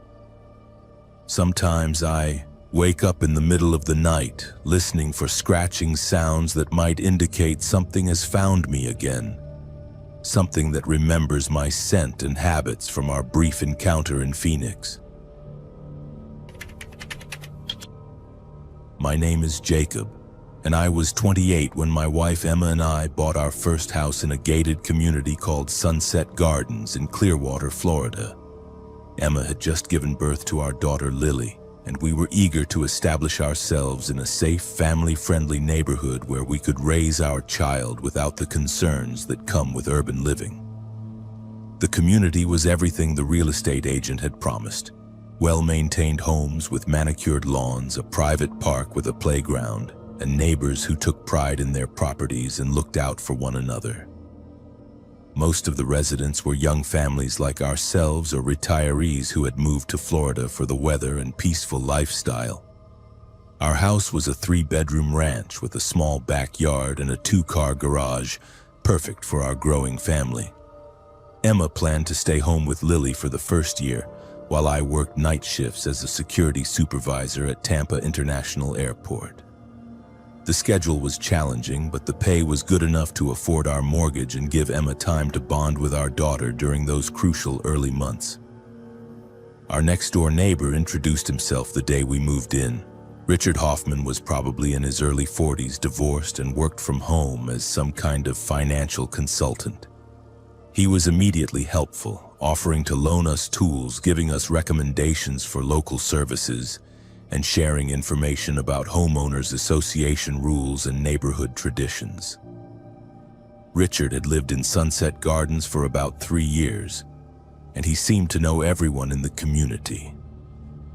He was the type of neighbor you want in a crisis, knowledgeable, reliable, and always available to help with whatever problem might arise.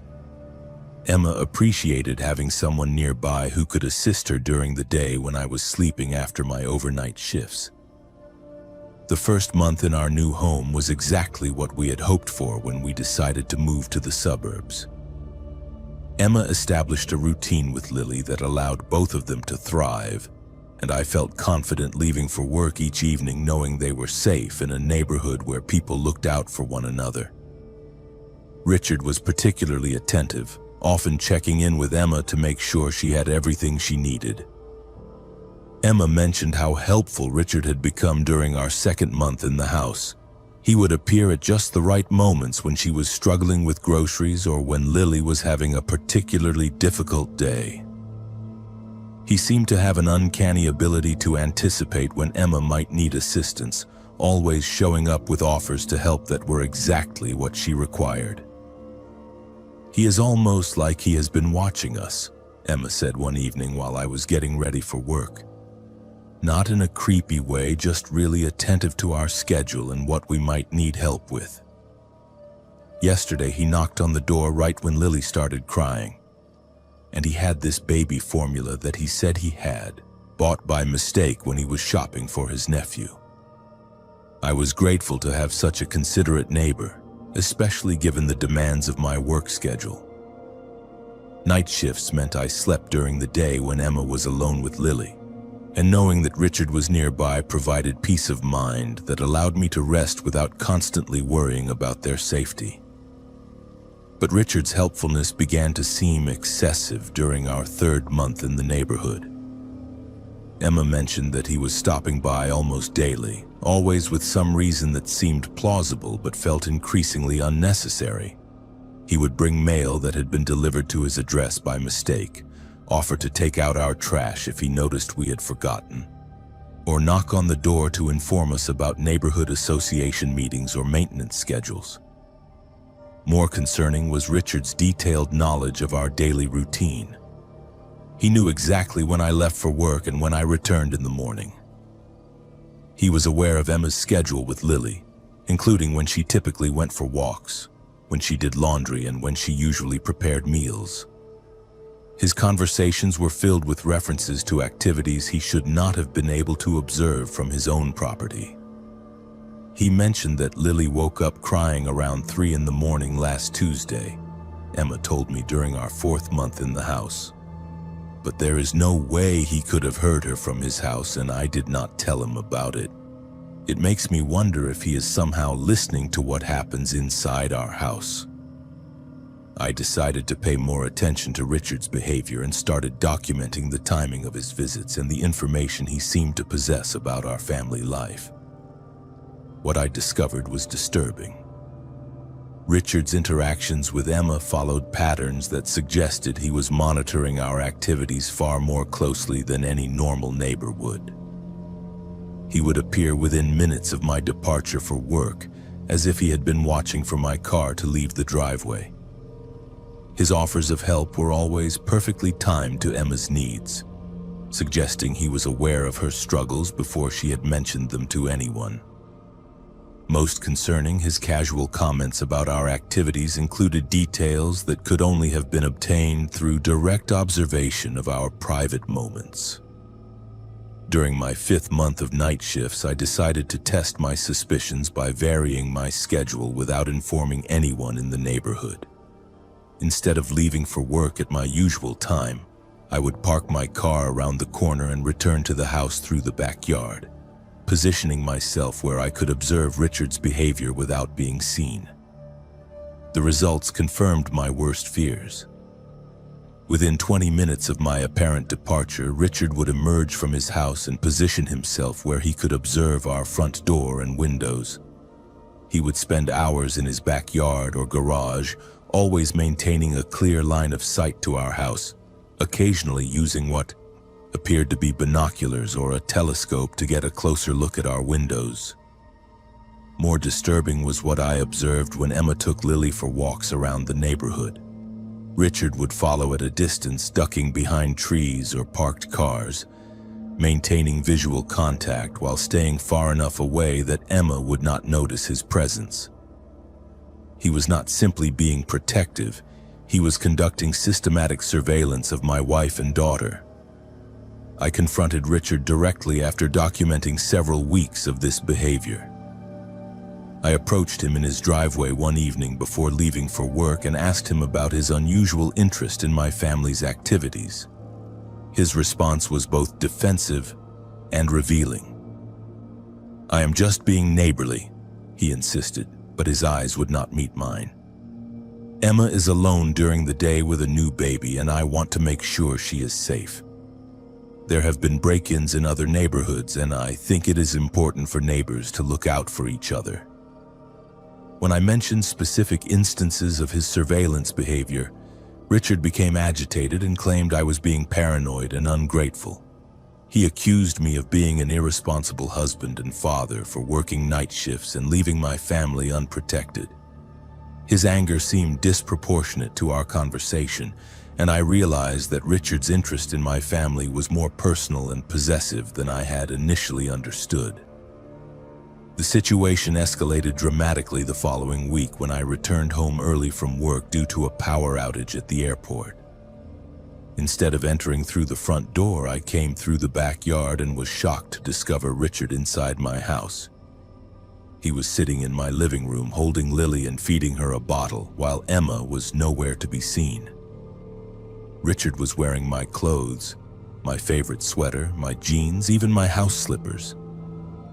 He had positioned himself in my chair, surrounded by my belongings, and was caring for my daughter as if she were his own.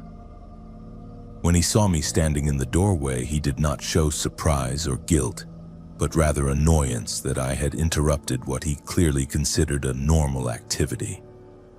"You are home early?" he said, continuing to feed Lily as if nothing unusual was happening.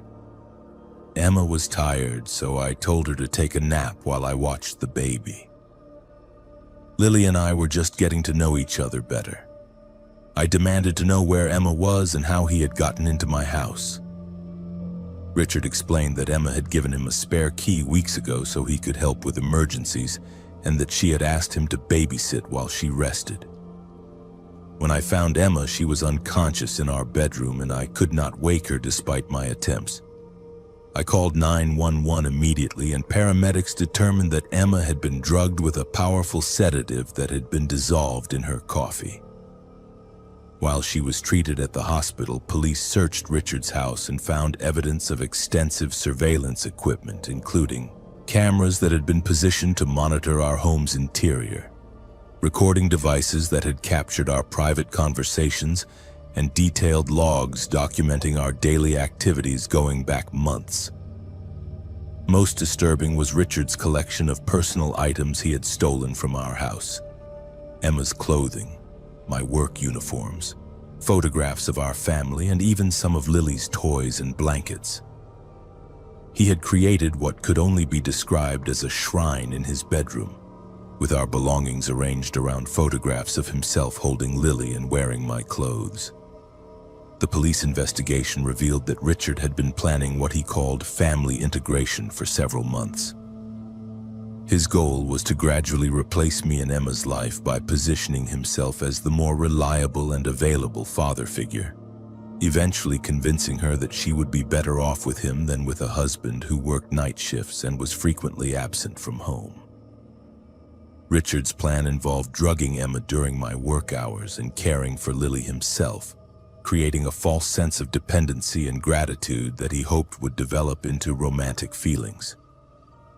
He had been documenting these sessions with hidden cameras, creating a record of himself functioning as Lily's primary caregiver that he planned to use as evidence of his superior parenting abilities. The investigation also uncovered similar patterns of behavior at Richard's previous residences in 2 other states. He had been arrested twice for stalking young mothers and had been forced to relocate each time after restraining orders were issued against him. His move to Florida had been motivated by the need to escape his history and find new targets who were unaware of his previous crimes. Richard was arrested and charged with multiple felonies, including breaking and entering, drugging Emma, child endangerment, and stalking. He was sentenced to 8 years in prison, but the psychological damage to our family was far more lasting than his legal punishment. Emma struggled with anxiety and depression for months after the incident, unable to trust her own judgment about people's intentions and constantly worried that someone else might be watching our family. She required therapy to process the violation of having someone monitor our most private moments and manipulate her into accepting help that was actually part of a predatory plan. We moved out of Sunset Gardens within 6 months, relocating to a different state where we could start over without the constant reminders of Richard's intrusion into our lives. Emma still has difficulty accepting help from neighbors, and I changed today's shift work so I could be home with my family during evening hours when they feel most vulnerable. The experience taught us that the appearance of safety in gated communities can be deceptive, and that the neighbors who seem most helpful and attentive may have motivations that extend far beyond normal community concern. Richard's ability to present himself as the perfect neighbor while systematically planning to destroy our family demonstrates how predatory behavior can be disguised as kindness and consideration. Sometimes I wonder how many other families Richard had targeted before focusing on ours, and whether his pattern of behavior will continue after he is released from prison.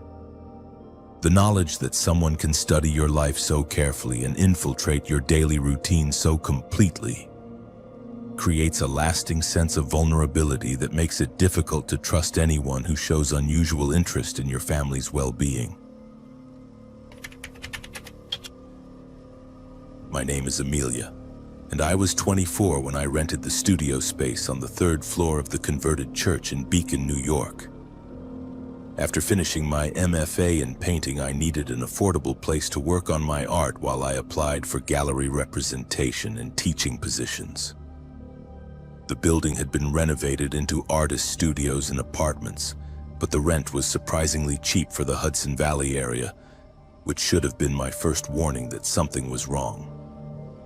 The Church of Sacred Heart had been abandoned for nearly 15 years before developers bought it and converted the interior into live workspaces for artists. The Gothic architecture remained intact, with soaring ceilings, stained glass windows, and stone walls that had witnessed over a century of religious services. My studio occupied what had once been the choir loft, with tall windows that provided excellent natural light and enough space for large canvases. The building housed about 12 artists in various disciplines, from sculptors to musicians to writers, all drawn by the cheap rent and the romantic idea of creating art in a sacred space. Most of my neighbors were friendly but kept to themselves, focused on their work and struggling to make ends meet like artists everywhere. The building manager, an elderly man named Frank who lived in the converted rectory, was helpful but seemed uncomfortable discussing the building's history. During my first month in the studio, I attributed the strange acoustics to the church's original design. Voices from other parts of the building would carry through the stone walls and wooden floors in unexpected ways, creating an almost constant background murmur of conversation and activity.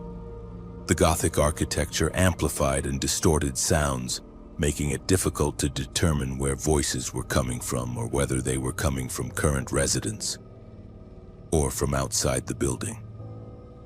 But gradually I began to notice that some of the voices I was hearing did not match the artists I knew lived in the building.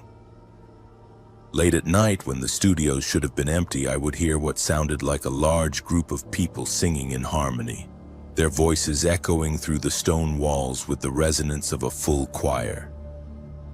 The singing was beautiful but unsettling, particularly because it often occurred at 3 or 4 in the morning when I was working alone.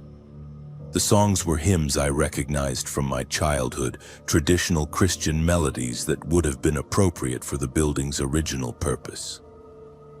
But the voices singing them had an otherworldly quality, as if they were coming from very far away or from people who were not entirely present in the physical space. When I mentioned the late-night singing to my neighbors, none of them reported hearing anything unusual. During my second month in the studio, the voices began to change in tone and content. Instead of ethereal hymn singing, I started hearing what sounded like heated arguments and heated discussions coming from somewhere below my studio space. The voices were clearer now, and I could make out individual words and phrases, though the conversations themselves made little sense out of context. The speakers seemed to be debating matters of theology and morality with passionate intensity, using language that sounded archaic and formal, like something from colonial New England rather than contemporary New York. They argued about sin and redemption, about the proper way to worship, about the corruption of modern society and the need to return to traditional values. Most disturbing was when the voices began to acknowledge my presence in the building. I would hear my name mentioned in their conversations, always in tones of disapproval and concern. They discussed my art, which they apparently could observe somehow, expressing horror at what they called blasphemous images and desecration of sacred space. My paintings were abstract expressionist works that explored themes of spirituality and transcendence, but from a contemporary rather than traditional Christian perspective. I incorporated imagery from various religious traditions and philosophical systems, creating visual dialogues between different approaches to understanding the divine. To me, the work was respectful and spiritually genuine, but the voices in the walls seemed to view it as an attack on their beliefs. The criticism became more specific and more aggressive during my third month in the studio. The voices would comment on individual paintings while I was working on them, offering detailed critiques that demonstrated intimate knowledge of my artistic process and intentions. They seemed particularly upset by a series I was developing that incorporated imagery from pre-Christian religious traditions alongside Christian symbolism. "The girl paints idols and calls it art," one voice would say, clearly audible despite my inability to determine its source. "She brings pagan corruption into the house of the Lord," another would respond. "Something must be done to stop this desecration before it spreads to the other inhabitants." The conversations would continue for hours, with multiple voices joining the discussion, all expressing variations on the same theme. My presence in the building was inappropriate. My art was offensive to their sensibilities, and action needed to be taken to remove me from what they considered their sacred space. I researched the building's history and discovered that the Church of Sacred Heart had been the center of a significant theological controversy during the 1970s.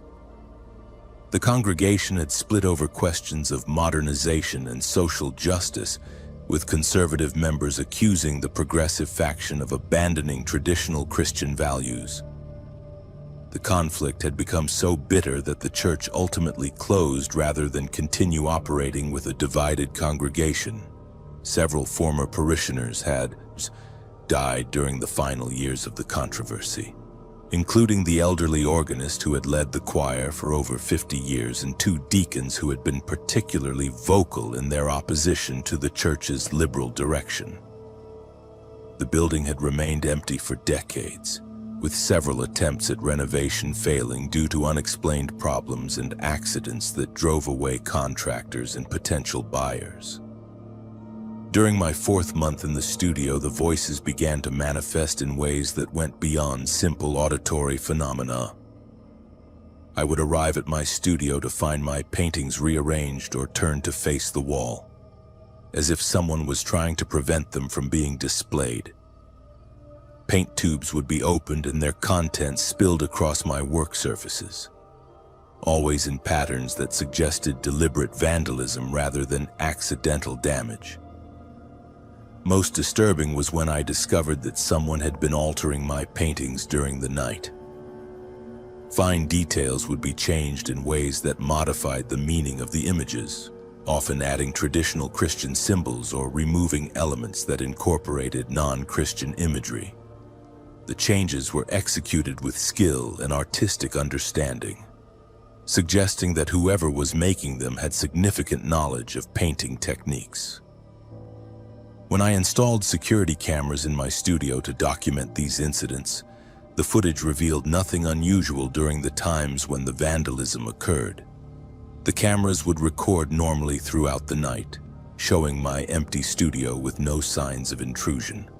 But in the morning, I would find new damage that had somehow occurred without being captured on video. The crisis reached its climax during a winter storm in February when the power failed throughout the building. I had been working late by candlelight when the voices began speaking directly to me rather than discussing me in the third person. They called my name repeatedly, commanding me to stop painting and leave the building immediately. When I refused to respond, the voices became more aggressive and threatening. They began chanting in Latin, using phrases I recognized as exorcism prayers, treating me as if I were a demonic presence that needed to be driven from sacred ground. The chanting grew louder and more insistent, echoing through the stone walls with increasing intensity.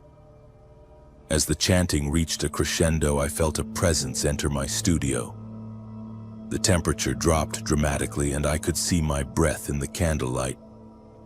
Something invisible began moving through my workspace, knocking over paint containers, tearing canvases, and destroying months of work with systematic thoroughness.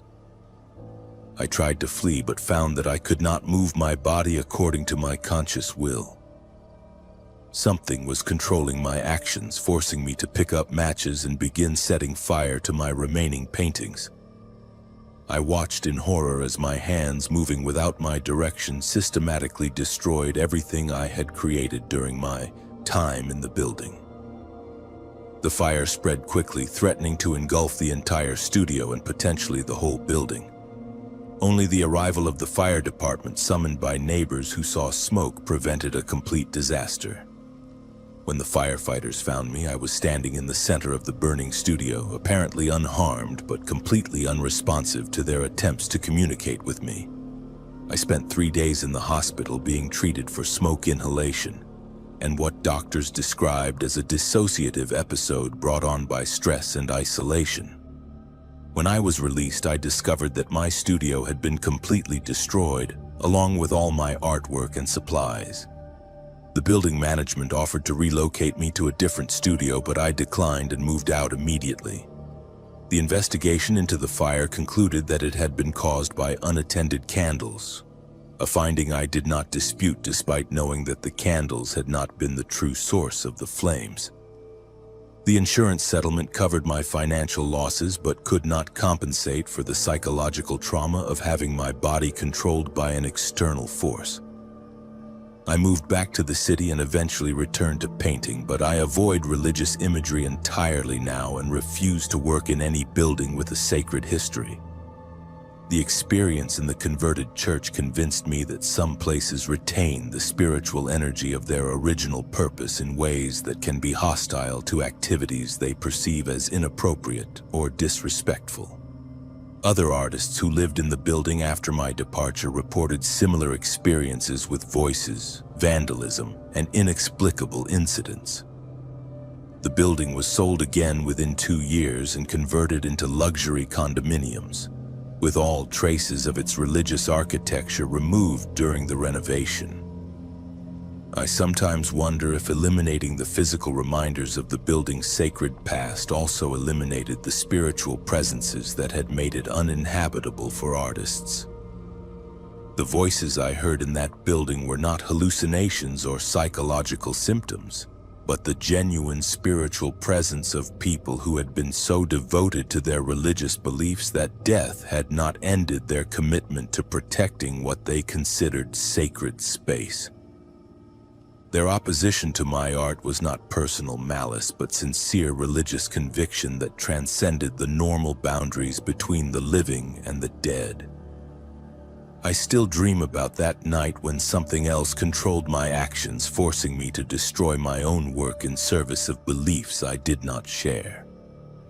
The memory of watching my hands move without my conscious direction serves as a constant reminder that human consciousness is more fragile than we like to believe, and that some places contain forces powerful enough to override our most basic sense of autonomy and self-control. My name is Ethan, and I was 29 when I moved into the 32nd floor apartment in the Millennium Tower on North Michigan Avenue in Chicago. As a cybersecurity analyst for a financial services company, I could finally afford to live in the type of high-tech, high-security building that matched my professional expertise. The apartment featured smart home automation, multiple security systems, and panoramic views of Lake Michigan that made the premium rent seem worthwhile. I had specifically chosen this building because of its advanced security measures. Keycard access at every level, security cameras in all common areas, and a 24-hour concierge service that monitored everyone entering and leaving the building. After years of living in apartments with minimal security, the Millennium Tower felt like a fortress where I could finally relax and feel completely safe. My apartment was a one-bedroom unit with floor-to-ceiling windows, stainless steel appliances, and integrated technology that allowed me to control lighting, temperature, and security systems through my smartphone or voice commands. I installed additional security cameras inside my unit, connected to a professional monitoring system that would alert me instantly if anyone entered while I was away. The building attracted young professionals like myself, people who worked in technology, finance, and consulting, all drawn by the combination of luxury amenities and cutting-edge security features. Most residents kept to themselves, focused on demanding careers that required long hours and constant connectivity to work systems and clients. During my first month in the apartment, I began to notice small inconsistencies in my daily routine that suggested someone was accessing my living space. Items would be moved slightly from where I had left them, always in ways that were subtle enough that I might have attributed the changes to my own forgetfulness if I had not been trained to notice such details. My work in cybersecurity had made me naturally paranoid about unauthorized access, and I documented every anomaly I observed. Books moved from one shelf to another, kitchen items rearranged in drawers, clothing repositioned in my closet in ways that created more organized configurations than I typically maintained. The changes were always improvements rather than damage, as if someone was tidying my apartment according to standards that were more meticulous than my own. Whoever was entering my space was not stealing anything or creating disorder, but was instead organizing my belongings in ways that revealed intimate knowledge of my personal habits and preferences. More disturbing was evidence that someone was using my computer and accessing my personal files. I would find documents open that I had not accessed recently, browser histories that included websites I had not visited, and email messages that had been marked as read when I was certain I had not opened them. Professional paranoia kicked into overdrive, and I installed additional monitoring software on all my devices, including keyloggers and access logs that would record every interaction with my systems. The data I collected was deeply unsettling. Someone was using my computer regularly, always during hours when I was at work, accessing my files with the same level of technical skill that I possessed. The intruder knew my passwords, understood my file organization systems, and navigated my computer with the familiarity of someone who had been studying my digital habits for months. They read my emails, reviewed my financial records, examined my work documents, and browsed my personal files with systematic thoroughness. Most disturbing was evidence that they were using my access credentials to monitor my workplace systems from my home computer. My employer's security protocols required multi-factor authentication that should have prevented anyone else from accessing company networks using my login information. But somehow this person was bypassing those safeguards. I began varying my schedule and installing physical security measures throughout my apartment, including motion sensors, door alarms, and cameras positioned to monitor every possible entry point. The building's security system should have prevented unauthorized access, but I wanted redundant protection that would catch anyone who might have found ways to circumvent the primary defenses. The monitoring equipment revealed the shocking truth. No one was entering my apartment from outside. The security footage showed my apartment remaining locked and undisturbed during the times when I knew my belongings were being moved, and my computer was being accessed. Whoever was doing this was already inside my apartment and had been there the entire time. I reviewed months of security footage, looking for any evidence of an intruder, but found nothing that explained how someone could be living in my space without being detected. My apartment was not large enough to hide a person, and I had examined every closet, cabinet, and potential hiding place multiple times. The answer came during a power outage that shut down the building's electrical systems for several hours one evening in November. Without the constant hum of air conditioning, elevators, and electronic devices, my apartment was silent enough that I could hear sounds I had never noticed before. Breathing that was not my own, coming from somewhere inside my walls. Following the sound, I discovered that the advanced ventilation system that was one of the building's luxury features had been modified. The ducts were large enough for a person to move through them, and someone had created a hidden living space within the building's mechanical systems, complete with power taps and network connections that allowed them to monitor and control the smart home systems of multiple apartments. The person living in my walls was not a random intruder, but someone with extensive technical knowledge who had been systematically infiltrating the building's most technologically advanced units. They had been accessing the apartments of residents who worked in technology and finance, studying their digital habits and using their computers and network access for purposes I could not immediately determine.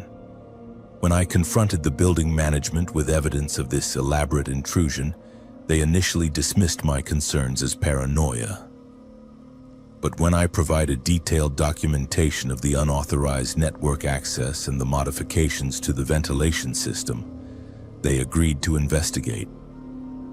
The building's security team, working with law enforcement, discovered that the intruder was Marcus Webb, a former contractor who had worked on the building's original construction and had maintained access through systems he had installed but never properly documented. He had been living within the building's infrastructure for over 2 years, moving between apartments through the ventilation system and using residents' technology and internet access to run an identity theft and financial fraud operation. Marcus had chosen victims based on their professional backgrounds, targeting people with high-level access to corporate systems that he could exploit for financial gain. He had been using my work credentials to access my employer's client databases, stealing financial information that he then sold to criminal organizations that specialized in identity theft and corporate espionage. The investigation revealed that Marcus had been accessing over 20 apartments in the building, always choosing units belonging to technology professionals whose digital expertise made them valuable targets for his operation. He had created detailed profiles of each resident, documenting their schedules, passwords, and personal habits with the same systematic approach I used in my own security work. Most disturbing was the discovery that Marcus had been recording everything that happened in the apartments he infiltrated, including private conversations, personal activities, and confidential business communications.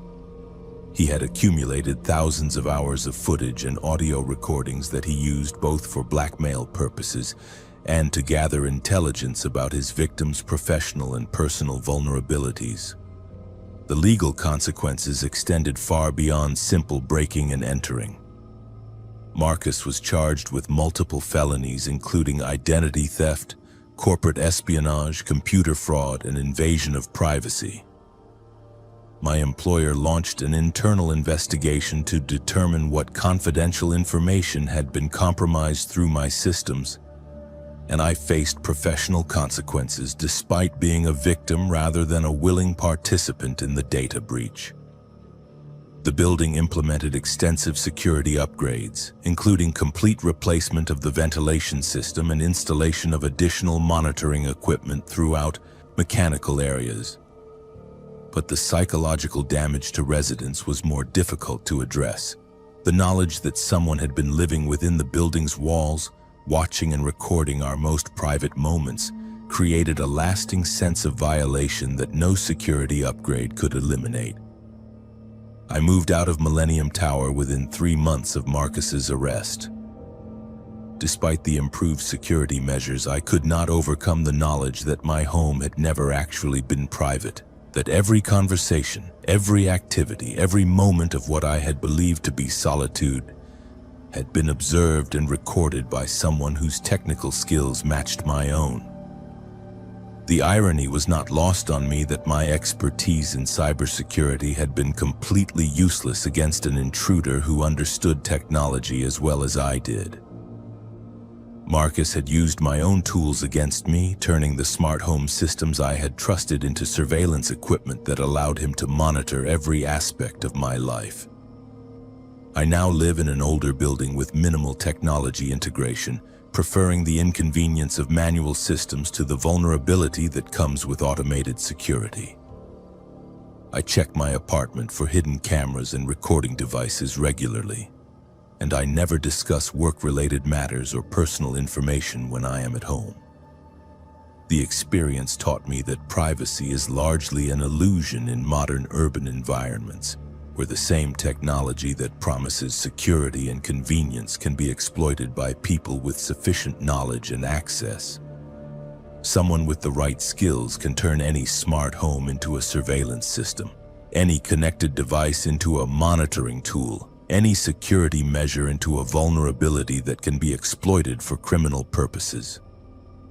Sometimes I wonder how many other buildings contain people like Marcus, individuals who have found ways to live within the infrastructure and exploit the technology that surrounds us. The idea that someone could be watching from inside the walls of any modern apartment building makes it impossible to feel truly secure in any space that relies on electronic systems for protection. The silent watcher in my walls was not a supernatural threat, but something far more disturbing. A human predator who used technology and intimate knowledge of modern security systems to violate the privacy of people who believed they were protected by the same systems he was exploiting.